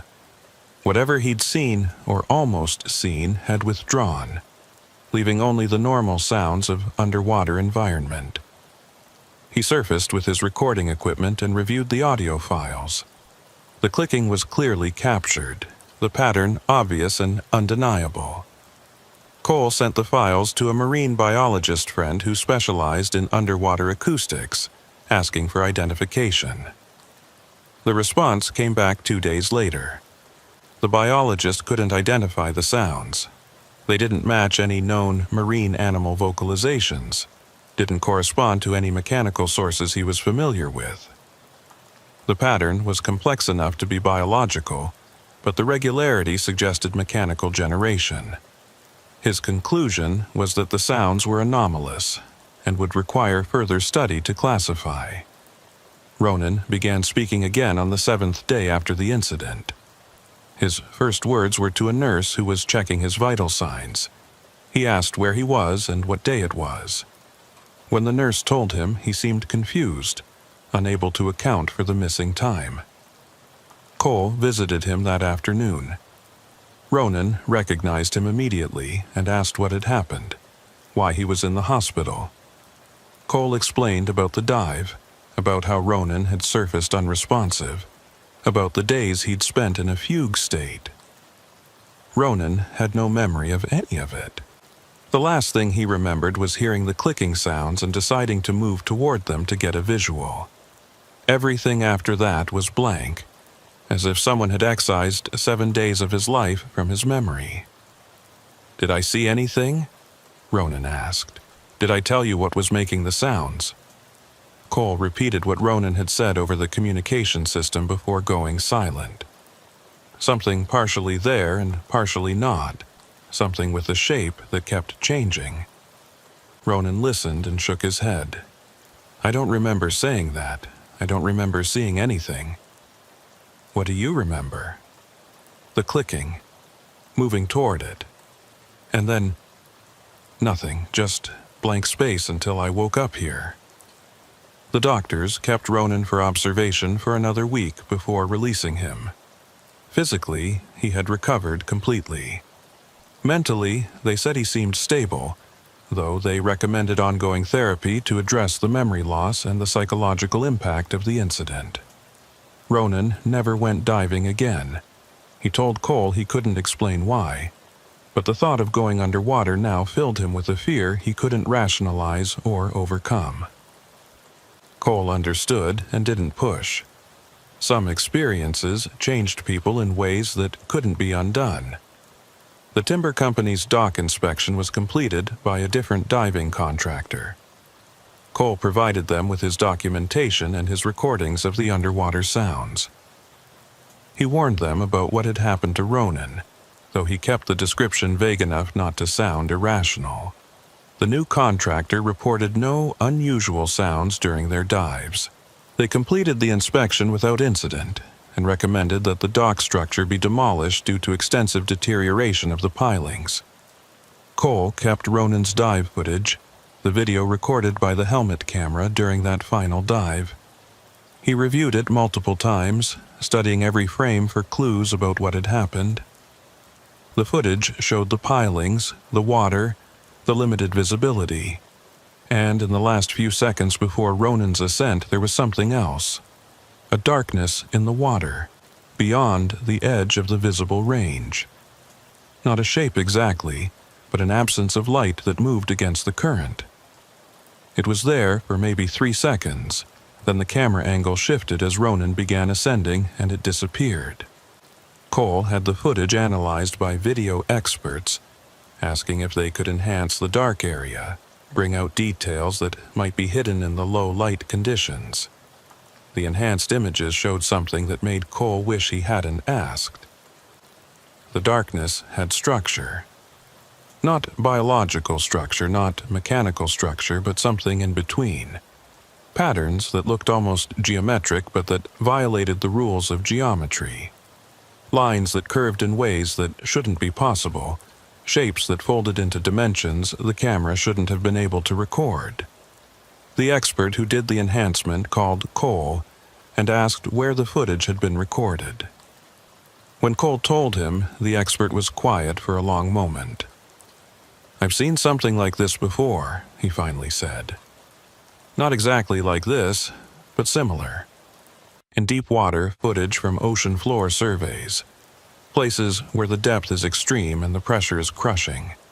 There are things down there that don't photograph correctly, that appear on camera as distortions or absences rather than objects. What are they? Nobody knows. The prevailing theory is that there's some form of marine life that exists at pressures too extreme for normal biological structures. Things that have adapted to deep water in ways we don't understand.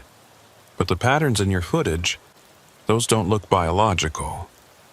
Cole asked what they did look like. The expert couldn't answer or wouldn't.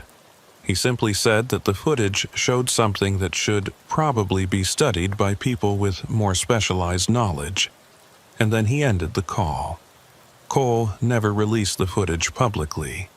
He kept it stored on a secure drive, along with the audio recordings of the clicking sounds. Ronan knew the footage existed but said he didn't want to see it.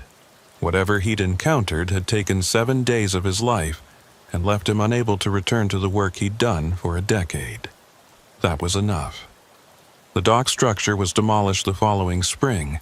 The pilings were pulled up and removed, leaving only open water where the old structure had stood.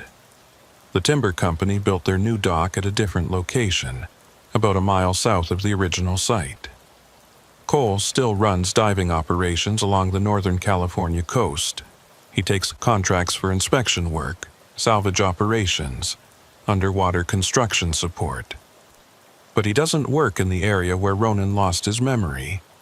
He marks it on his charts as a no-dive zone, and when clients ask why, he tells them the bottom conditions are unsuitable. Most clients accept that explanation. A few ask for more details, and Cole tells them there have been safety incidents in that area, that divers have reported unusual conditions.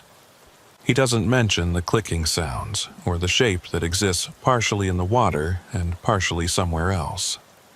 Ronan moved away from the coast after his recovery. He found work as an equipment technician, staying dry and far from deep water. He calls Cole occasionally, asking about diving conditions and news from the fleet. They don't talk about what happened on that November dive, but the subject is always there between them. Unspoken, but understood. Whatever was in the water that day is still there. The clicking sounds have been reported by other divers, though not frequently enough to draw official attention. Most of them describe it as unusual but not threatening, and they surface without incident. But Cole wonders if that's just luck, if maybe Ronan got closer to the source than others have, saw more than he should have. The darkness at the edge of visibility remains. The patterns that shouldn't exist on camera remain. And somewhere in the water off Crescent City, something continues to click with mechanical precision, marking time according to rules that have nothing to do with human understanding of sound or structure. Cole thinks about it sometimes, late at night when sleep won't come. He thinks about Ronan's blank eyes, about 7 days of missing memory, about footage that shows impossible geometry in dark water. And he wonders what would have happened if Ronan had gotten just a little closer, had seen just a little more clearly. Some questions don't need answers. Some things in the water are better left at the edge of visibility, acknowledged but not investigated. The ocean keeps its secrets for reasons, and the secrets keep the ocean separate from the world above. Cole has learned to respect that separation, and Ronan, wherever he is now, has learned that some experiences mark you forever, even when you can't remember them.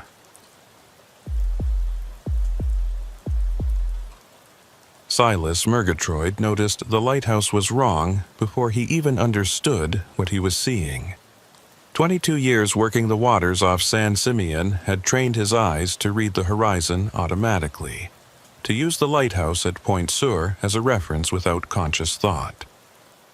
The light flashed every 15 seconds, reliable as a heartbeat, and Silas used it to orient himself during night fishing runs the way other people used stars.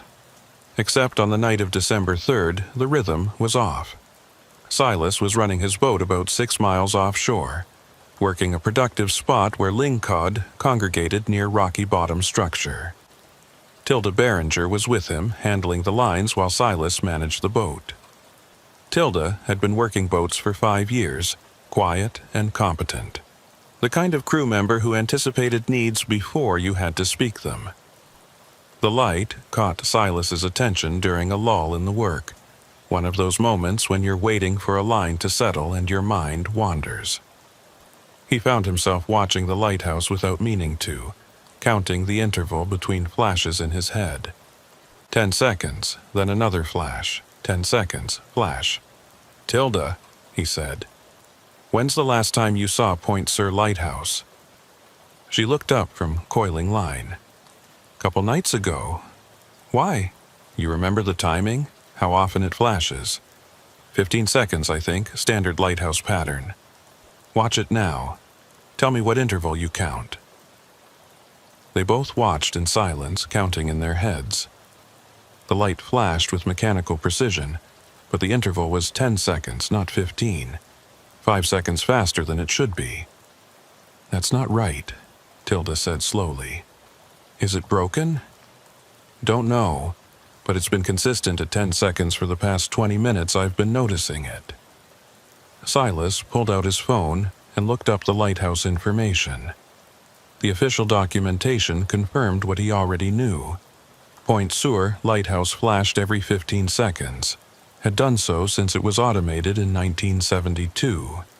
The timing was controlled by precise electronic systems that were monitored and maintained regularly. "Could be our perception," Tilda suggested. "Maybe the air conditions are making it seem faster." Silas shook his head. "I can count. 10 seconds is 10 seconds. That light is flashing faster than it should."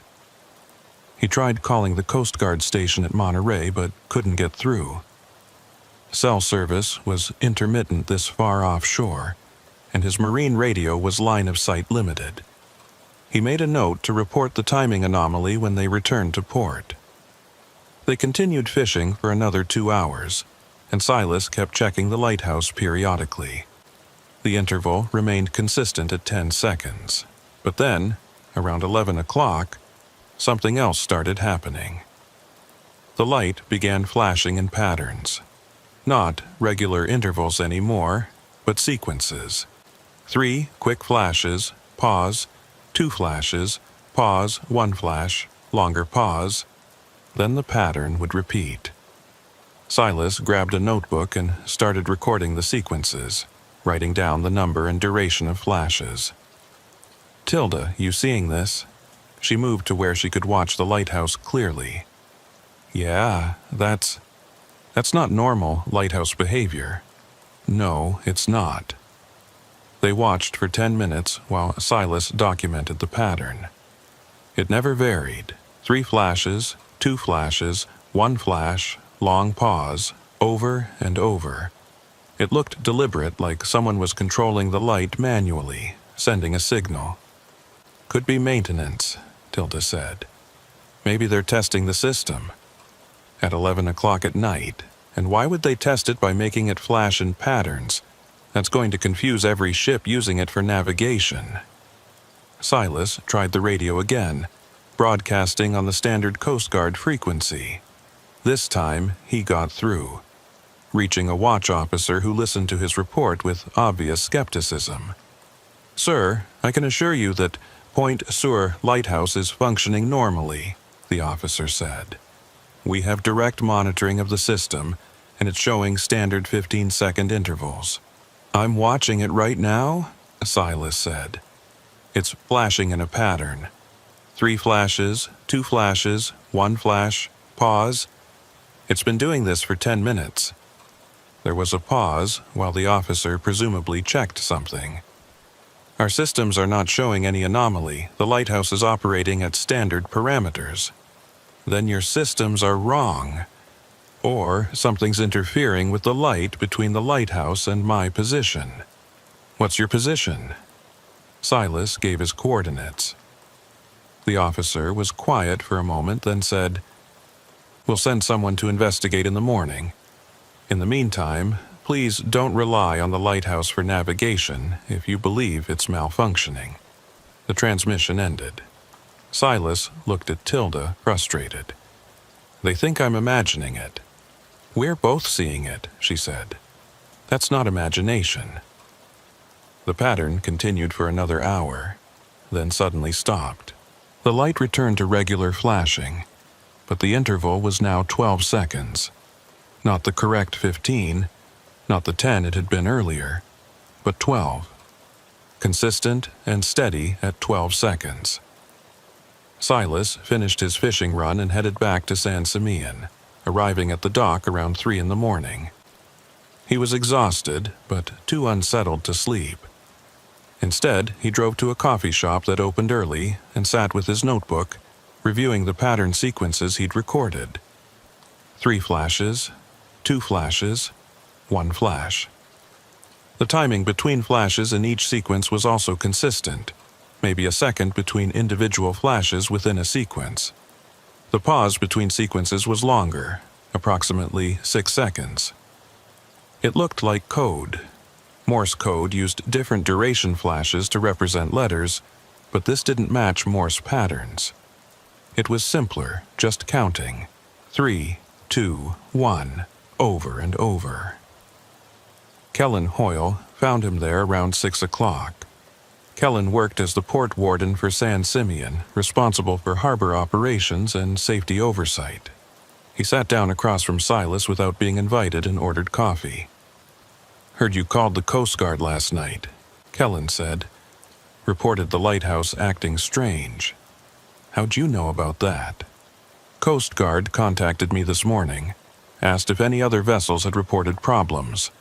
I said no, but I wanted to talk to you before I filed any official response."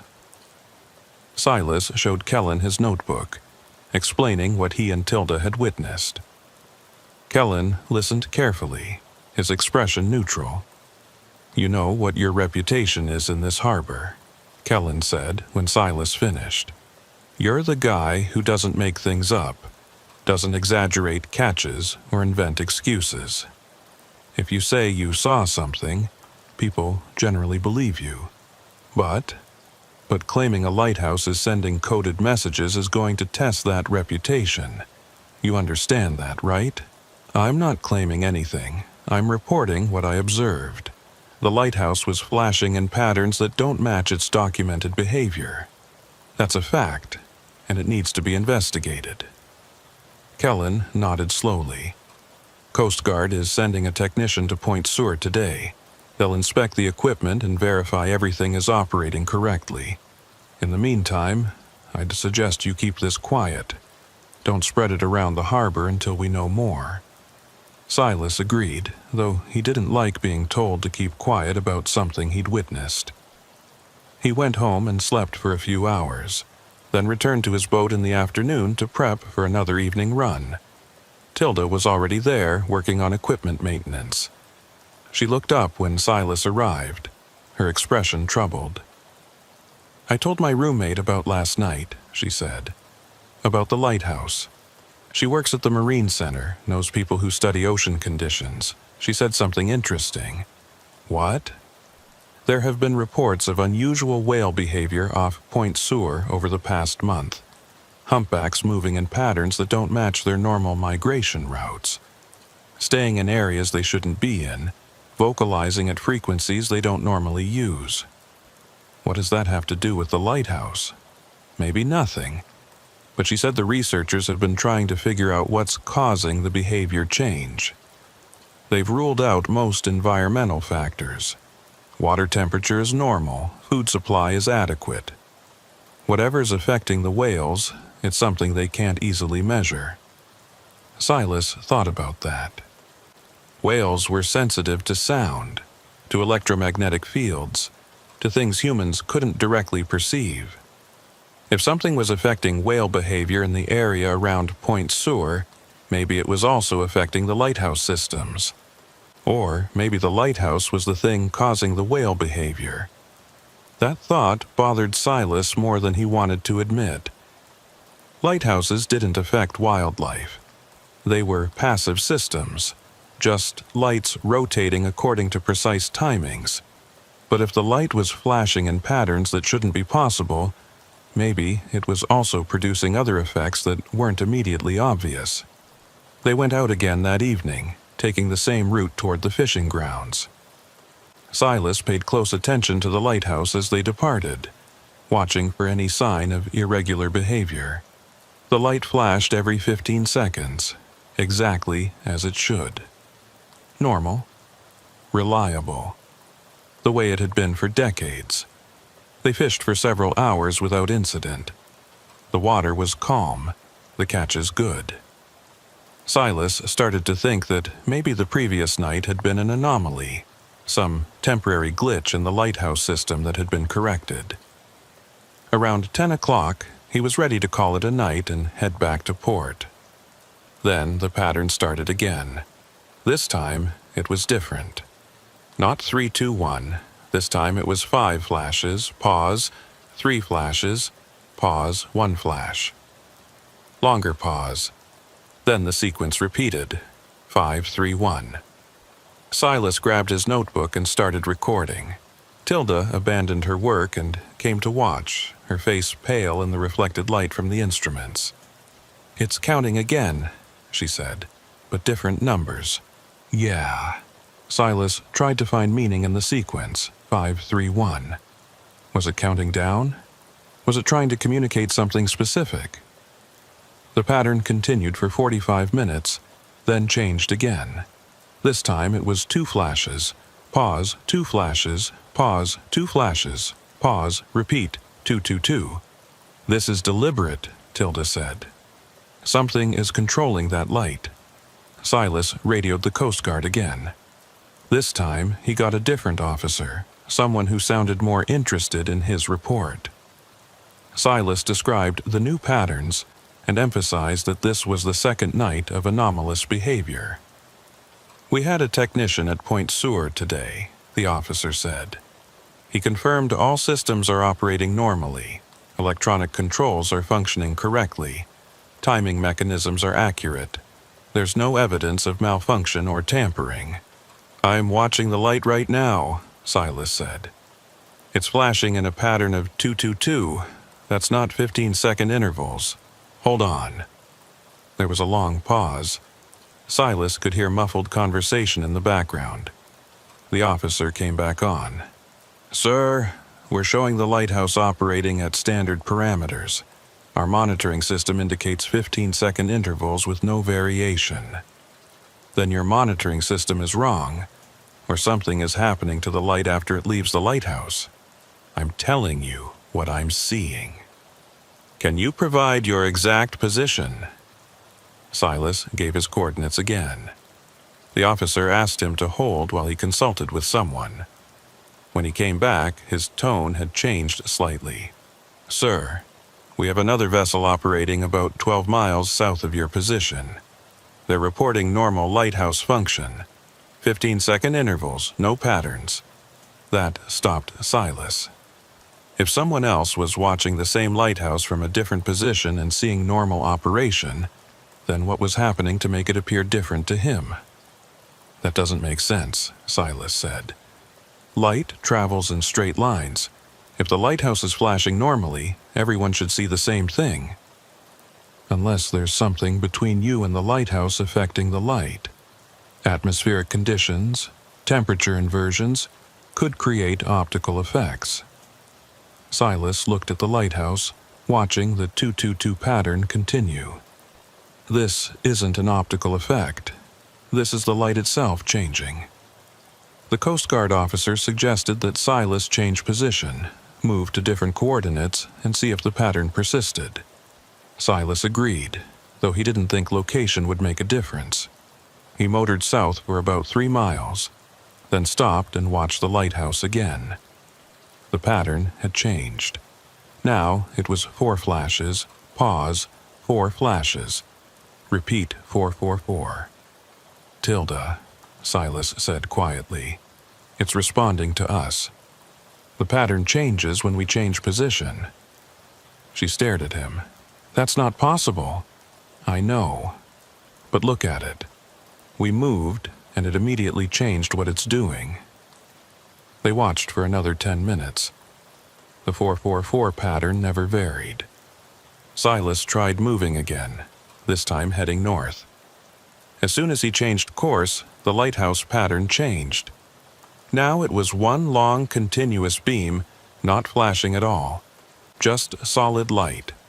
A lighthouse that didn't flash was like a heartbeat that didn't beat. It violated the fundamental purpose of the structure.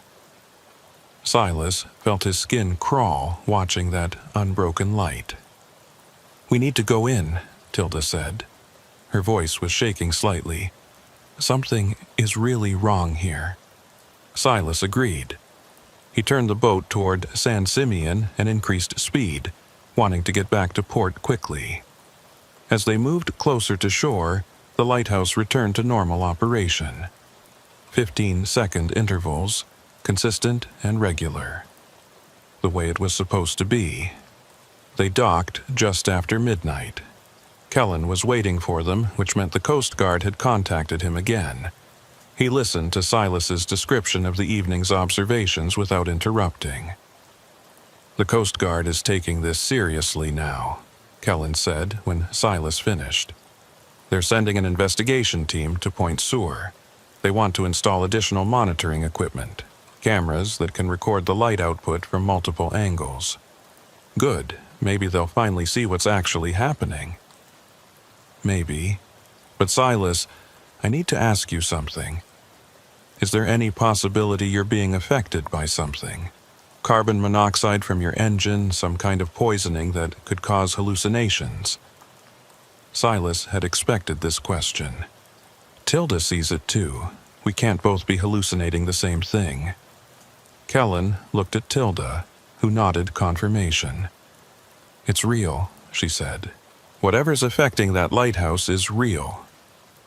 The investigation team arrived 3 days later and spent a week at Point Sur, installing cameras and sensors around the lighthouse structure. They monitored the light output continuously, comparing what the cameras recorded to what the control systems indicated. The results were impossible. The cameras showed the lighthouse flashing at 15-second intervals, exactly as the control systems indicated. But on certain nights, observers positioned at various locations offshore reported seeing different patterns. The patterns varied by position, with some locations seeing normal operation, while others saw the same anomalous flashing Silas had witnessed. The investigation team couldn't explain it. The light output was consistent. What left the lighthouse was a standard 15-second pattern, but somewhere between the lighthouse and certain observation points, the light changed. It organized itself into patterns that shouldn't exist. The lead investigator called Silas and asked him detailed questions about his observations. What direction he'd been facing, what the weather conditions were, whether he'd noticed anything unusual in the water. Silas answered as accurately as he could, but he had no explanation for what he'd seen. "We're documenting this as an atmospheric phenomenon," the investigator finally said. "Some kind of light refraction or reflection that's creating the appearance of pattern variation. It's unusual, but it's the only explanation that fits the evidence." "You're saying it's an optical illusion?" "I'm saying that the lighthouse itself is functioning correctly, but something between the lighthouse and certain observation points is affecting how the light appears. What that something is, we're still trying to determine." The investigation concluded without reaching any definitive conclusions. The lighthouse continued operating normally, its systems unchanged. The anomalous patterns were documented but not explained, filed away as an unusual occurrence that would require further study. Silas continued fishing the waters off San Simeon. He still used Point Sur Lighthouse as a navigation reference, but he no longer trusted what he saw. Some nights the light flashed normally. Other nights it patterned, creating sequences that looked deliberate and meaningful. Tilda stopped working night fishing runs after a month. She said the patterns bothered her, made her feel like something was trying to communicate using the lighthouse as a medium. She couldn't explain what that something might be, but she didn't want to be offshore watching it happen anymore. Other fishermen began reporting similar observations. Not all of them, but enough to establish that this wasn't isolated to Silas's perception. The patterns were real, or at least the observation of patterns was real, even if nobody could explain the mechanism. The whale behavior in the area normalized over time. The humpbacks returned to their expected migration patterns. Their vocalizations returned to normal frequencies. Whatever had been affecting them seemed to have passed, or perhaps just stopped being noticeable. But the lighthouse patterns continued intermittently. Silas documented them whenever they occurred, filling notebooks with sequences and timings. He looked for meaning in the patterns, tried to decode them as if they were messages, but found nothing that made sense. 321. 531 222 444. The numbers varied, but they were always counting or repeating, always simple, as if whatever was creating the patterns was using the most basic form of communication it could manage. Silas showed his notebooks to a mathematics professor at the nearby university, asking if the sequences had any significance. The professor studied them for several days before admitting he couldn't find any mathematical pattern or code. The sequences appeared random, though their consistent structure suggested intentionality. "If this is communication," the professor said, "it's at a level too simple for me to interpret. It's like someone showing you individual letters without forming words. You can see that they're trying to convey something, but you can't understand what." Years passed. Silas kept fishing, kept watching the lighthouse, kept documenting the patterns when they appeared. The phenomenon never explained itself, never resolved into something understandable. It just persisted, a mystery that existed in the gap between what instruments recorded and what eyes observed. Kellen retired from his position as port warden and was replaced by someone who'd never witnessed the patterns personally. The new warden heard the stories but filed them as local folklore, interesting but not requiring official attention. Silas is older now, thinking about retirement himself. His notebooks fill a shelf in his house, years of documentation that proves nothing except that he and others saw something inexplicable. The lighthouse still stands at Point Sewer, still flashes every 15 seconds, still guides ships along the coast. And on some nights, for some observers, it still counts, still flashes in patterns that shouldn't be possible, still attempts to communicate something using the only language it has. Light and darkness, presence and absence, numbers that mean nothing and might mean everything. Silas doesn't know what the patterns are trying to say. He doesn't know if they're trying to say anything at all, or if he's just seeing order in randomness, meaning in mechanical malfunction. But he keeps watching, keeps documenting, keeps trying to understand. Because something is there, in the space between the lighthouse and the observer. Something that bends light into patterns, that organizes photons according to rules that don't belong to physics. Something that counts with patient persistence night after night, waiting for someone to understand. The light flashes. 15 seconds. Standard, normal, except when it isn't. And Silas watches, counting in his head, wondering if tonight will be the night when the pattern finally makes sense.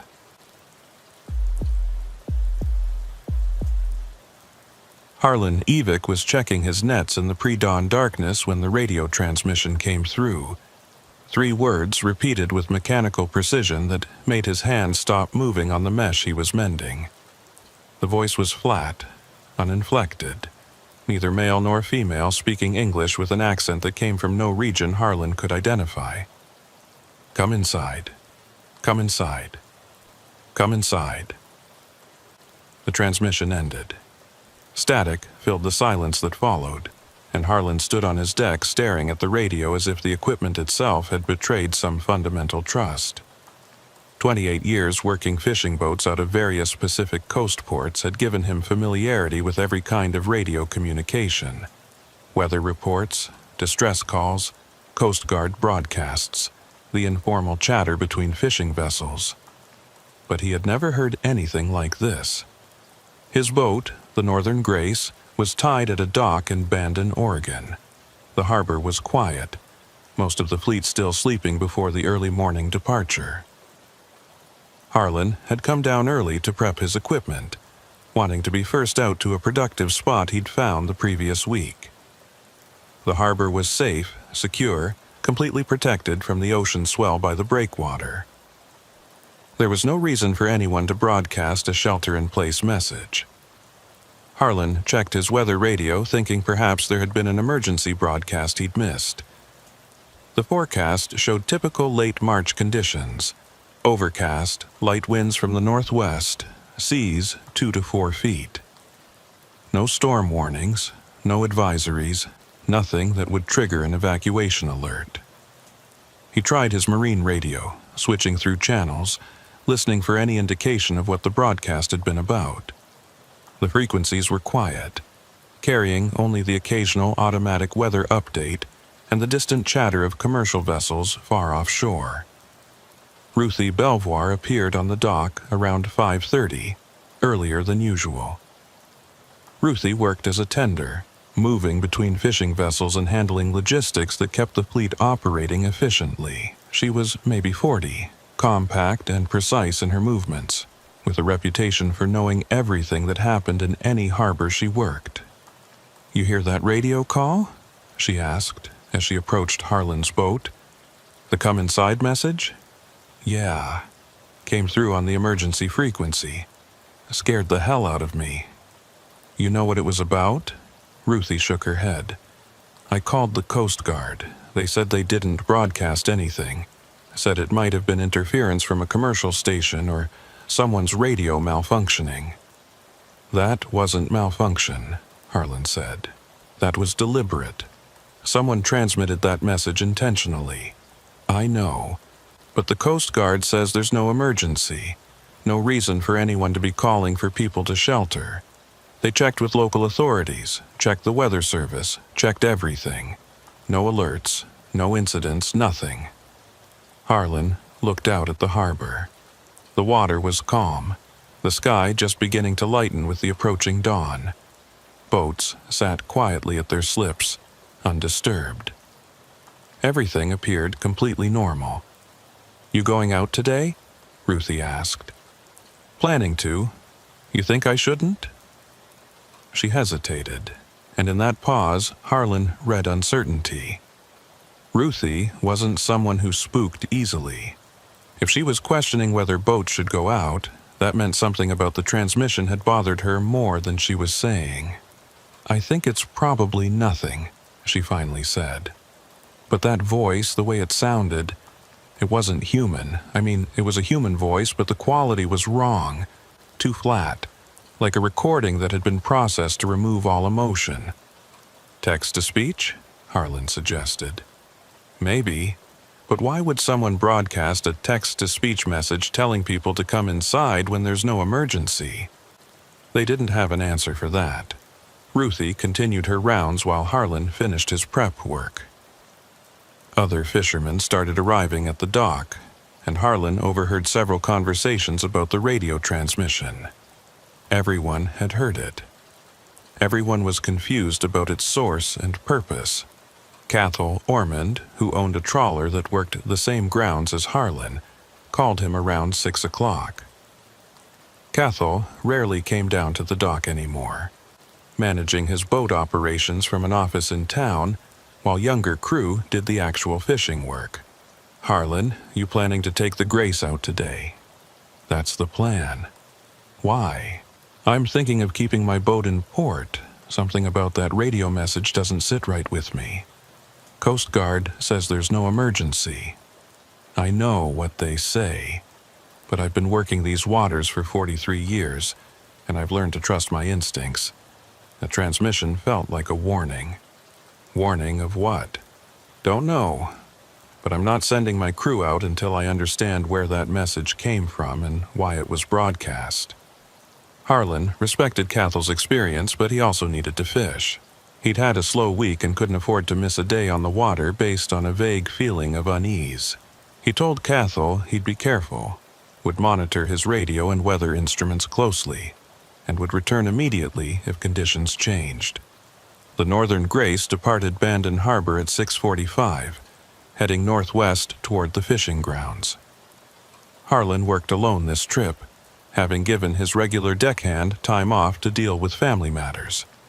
The ocean was calm, just as the forecast had predicted, with gentle swells from the northwest and clear visibility extending for miles.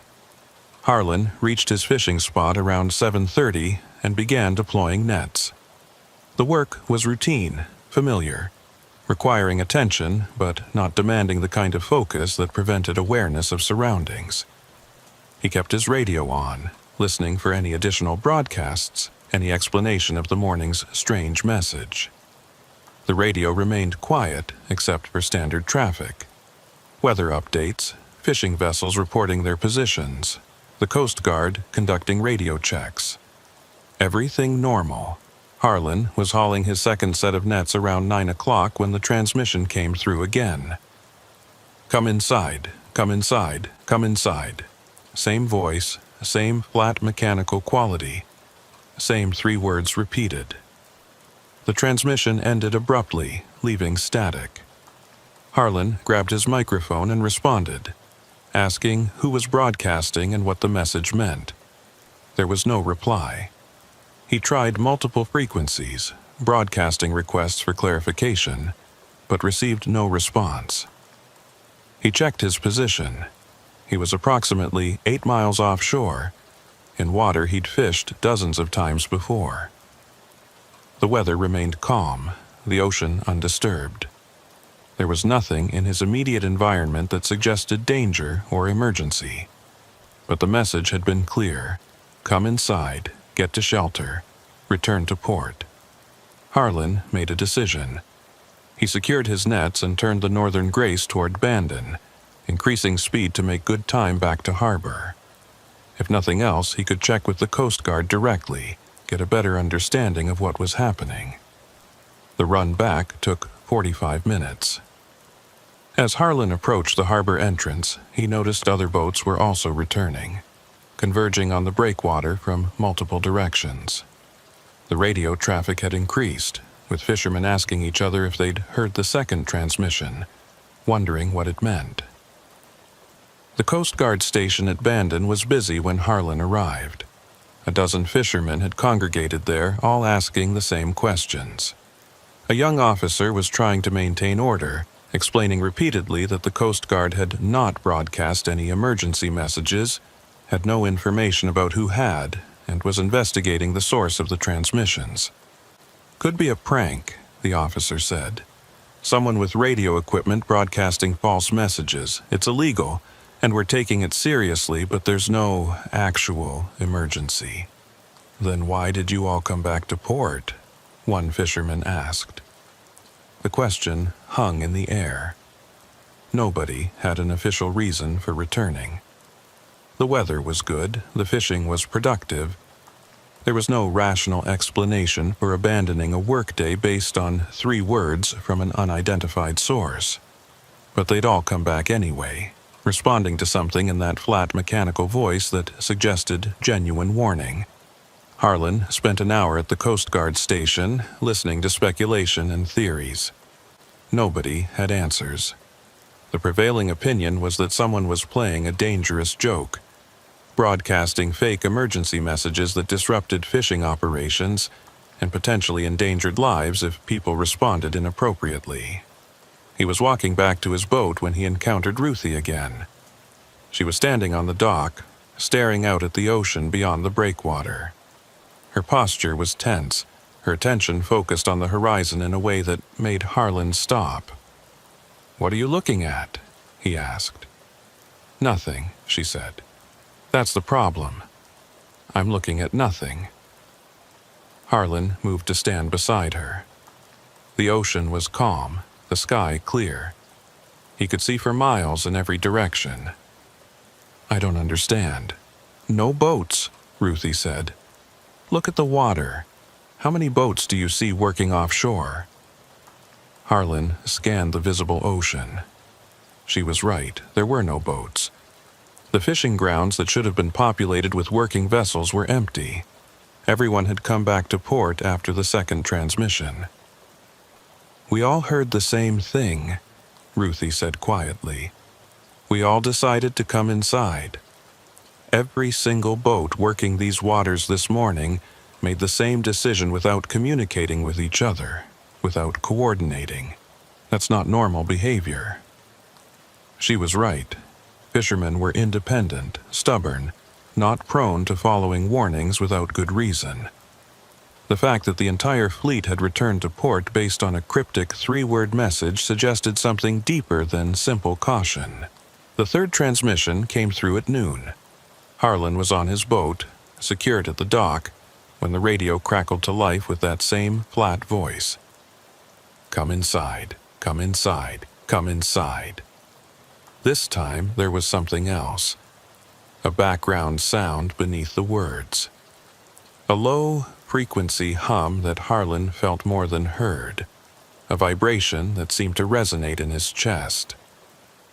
The transmission lasted perhaps 10 seconds, longer than the previous broadcasts, and when it ended, the silence felt heavier than before. Harlan climbed out of his boat and walked to where several other fishermen had gathered on the main dock. Everyone looked shaken, disturbed by something they couldn't articulate. That sound, one of them said. Did you hear that sound underneath the words? They'd all heard it. None of them could describe it accurately, but they'd all felt it. That subsonic pressure that had accompanied the transmission. Cathal Ormond arrived at the dock around 1 o'clock, which was unusual. Cathal rarely left his office to come down to the harbor personally. He found Harlan and pulled him aside, his expression grave. I've been making calls, Cathal said. Talking to people at other harbors, checking if they've heard these transmissions. You want to know what I found? Harlan nodded. It's not just Bandon. Coos Bay heard it.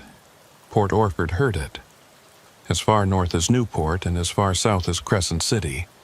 Every harbor along this section of coast has been receiving these transmissions, all saying the same thing, come inside.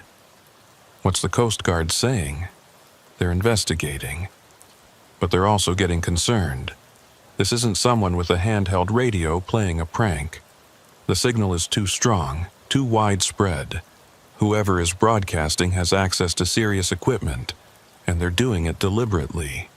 Broadcasting what, though? There's no emergency. The weather is perfect. There's no reason for anyone to be inside. Cathal looked out at the ocean, his eyes tracking the horizon. Maybe there's no reason yet. Maybe the message is warning about something that hasn't happened. The idea chilled Harlan more than he wanted to admit. Warnings about future events implied knowledge that shouldn't exist, prediction that went beyond weather forecasting or normal risk assessment. The afternoon passed without additional transmissions. The Coast Guard issued an advisory asking all vessels to remain vigilant, but assuring everyone that there was no known threat. Several fishermen decided to go back out, unwilling to lose an entire day's income based on mysterious radio messages. Harlan stayed in port. He couldn't explain his decision logically, but something in those transmissions had created a conviction that going back on the water would be a mistake. Ruthie stayed as well, sitting on the dock and watching the ocean with that same focused attention she'd displayed earlier. Around 4 o'clock, one of the boats that had gone back out radioed to report strange sonar readings. The captain described his depth sounder showing inconsistent returns, as if the bottom was rising and falling in ways that didn't match the known topology. Could be instrument malfunction, the Coast Guard responded. Return to port and have your equipment checked. The captain agreed and started heading back. 2 other boats reported similar sonar anomalies over the next hour. All of them returned to port, their captains unsettled by readings that made no sense. The 4th transmission came at sunset. Come inside, come inside, come inside. The background hum was louder this time, more pronounced. Harlan felt it in his bones, a frequency that seemed to interfere with normal perception. The transmission lasted maybe 15 seconds, and when it ended, several people on the dock reported feeling dizzy or disoriented. Ruthie grabbed Harlan's arm, her grip tight enough to be painful. Look at the water. Harlan looked. The ocean beyond the breakwater was still calm, but something about it had changed. The color was wrong, darker than it should be in the fading light, and the surface had a quality that Harlan couldn't quite identify, a flatness that went beyond simple calm. It's too still, Ruthie said. Water doesn't move like that. Even in calm conditions, There's always some motion that's like glass." She was right. The ocean had stopped moving entirely. No waves, no ripples, no indication of current or wind effect. Just perfect absolute stillness extending from the harbor entrance to the horizon. People started noticing. Conversations stopped as fishermen and dock workers gathered to stare at the impossible calm. Someone tried throwing a rock from the breakwater, and they watched as it hit the surface and disappeared without creating the expected splash or ripples. The water simply accepted the impact and returned to its glassy stillness. The Coast Guard officer who had been answering questions all day came down to the dock and stood staring at the ocean with everyone else. He pulled out his radio and made several calls, his voice tight with controlled alarm. "We need everyone away from the water," he finally said, loud enough for the gathered crowd to hear. "Please move back from the edge, return to your vehicles or the harbor buildings." "What's happening?" someone asked. "I don't know, but we're treating this as a potential emergency until we understand what we're seeing." People started moving away from the waterfront, climbing up to the parking area or entering the harbor office building. Harlan found himself walking backward, unwilling to turn away from the ocean, needing to watch whatever was going to happen. The sun dropped below the horizon, and darkness began to settle over the harbor. The water remained impossibly still, darker now, reflecting nothing. Harlan could see the lights from the harbor buildings touching the surface but not penetrating it, as if the ocean had become opaque. Then, slowly, the water began to rise. Not like a wave, not like a tide, just a gradual increase in level, the surface maintaining its glassy stillness while it climbed. The boats tied at the docks started lifting with the rising water, their mooring lines going taut. "Everyone inside now," the Coast Guard officer shouted. "Move away from the water." Harlan ran with the others toward the harbor office, a solid concrete building that sat on high ground above the docks. He made it inside and pushed through the crowd to a window where he could see the waterfront. The water was still rising, spilling over the docks now, flooding the parking area. But it wasn't moving like water should. It rose with perfect uniformity, maintaining that glassy quality, climbing over obstacles without turbulence or spray. And it was absolutely silent. Water makes noise when it moves, splashing and rushing sounds. This made no sound at all. The rising stopped when it reached perhaps 10 feet above normal high tide level. The water held there, perfectly level, perfectly still, covering the docks and the lower parking area but not advancing further up the slope. Then the transmission came through one final time, loud enough that everyone in the building could hear it through the radios that several people had brought with them. "Come inside, come inside, come inside." The background hum was overwhelming now, making it difficult to think clearly. Harlan felt his vision blur, felt the room tilt around him. People were grabbing onto walls and furniture, trying to stay upright as the subsonic frequency did something to their sense of balance. The transmission ended. The hum faded, and slowly the water began to recede. It dropped at the same gradual rate it had risen, sinking back toward the normal levels while maintaining that impossible stillness. Within 10 minutes it had returned to standard tide height, and within another 10 minutes the surface began showing normal motion again. Small waves appeared, driven by the evening breeze. The ocean became ocean again, moving and alive rather than that flat, dead thing it had been. The Coast Guard office in Coos Bay sent additional personnel to Bandon that evening. They interviewed everyone who had witnessed the rising water, documented the high water marks that had been left on buildings and vehicles, measured the extent of the flooding. But they couldn't explain what had happened. Water doesn't rise uniformly like that, doesn't maintain perfect levelness across an entire harbor. Water doesn't stay glassy still while it climbs over obstacles, and water doesn't recede with the same mechanical precision it advances. The radio transmission stopped after the water receded. No more warnings, no more flat mechanical voices telling people to come inside. The emergency frequency returned to normal use, carrying only standard broadcast and traffic. Investigation of the incident continued for weeks. Scientists studied water samples, though they found nothing unusual. Seismologists checked for earthquake activity that might have caused localized sea level changes but found no seismic events. Meteorologists analyzed atmospheric conditions, looking for explanations in air pressure or temperature inversions, but found nothing that would account for what had been observed. The official conclusion was that Bandon Harbor had experienced an unusual tidal phenomenon, possibly related to seismic activity too subtle to be detected by instruments. The radio transmissions were classified as a separate incident, likely someone who had knowledge of the approaching tidal event and had tried to warn people using anonymous broadcasts. But that explanation satisfied nobody who had actually witnessed what happened. Harlan had seen water behave in ways that violated every principle of fluid dynamics he'd learned in 40-odd years of working boats, and he'd heard that voice, that flat, mechanical warning that had come hours before anything actually happened. The fishing fleet returned to normal operations within a few days. Boats went out, catches came in. Life continued as if the incident had never occurred. But everyone who had been in Bandon that day carried the memory of that glassy water, that silent rising, that subsonic hum that had made thinking difficult. Harlan still fishes the same waters, still ties up at Bandon Harbor.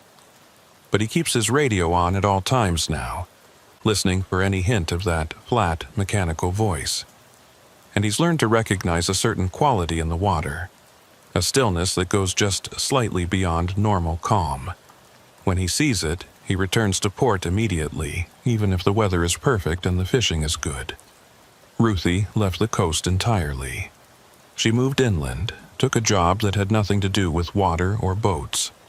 She told Harlan before she left that she couldn't shake the feeling that the rising water hadn't been natural, that something had deliberately manipulated the ocean that day, demonstrating capability that humans shouldn't witness.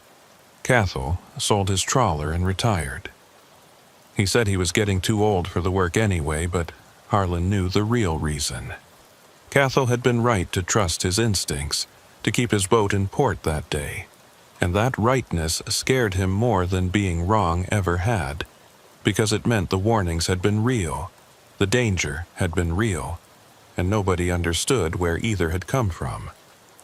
The radio transmissions have never been conclusively sourced. The Coast Guard investigation identified several possible origins but couldn't confirm any of them.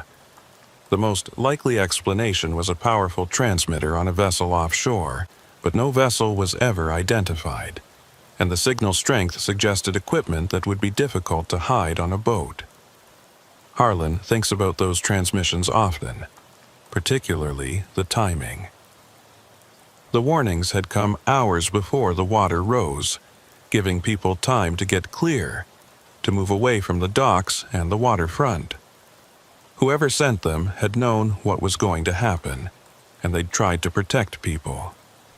But they'd also known that what was going to happen would sound impossible if described directly, so they'd used the simplest possible warning. Come inside, get away from the water, seek shelter. And everyone who heard it had responded, even though they didn't understand why. Some instinct deeper than rational thought had recognized the warning for what it was, had overridden the logical assessment that everything was fine. The ocean beyond Bandon Harbor looks normal most days now. Boats work the fishing grounds, tourists walk the beaches, life continues in all the ordinary ways. But sometimes, on certain evenings when the light is fading and the wind is calm, the water takes on that glassy quality again. That absolute stillness that shouldn't exist. When that happens, people who know move away from the waterfront. They don't discuss it, don't question it. They just come inside, seeking shelter from something they can't name but instinctively fear. and they listen to their radios, wondering if they'll hear that flat mechanical voice again, wondering if the warning will come in time, wondering what controls water like that, what makes it rise in defiance of physics, what knows enough about the future to broadcast warnings before danger arrives. The questions remain unanswered. The water keeps its secrets, and the voice, wherever it came from, stays silent.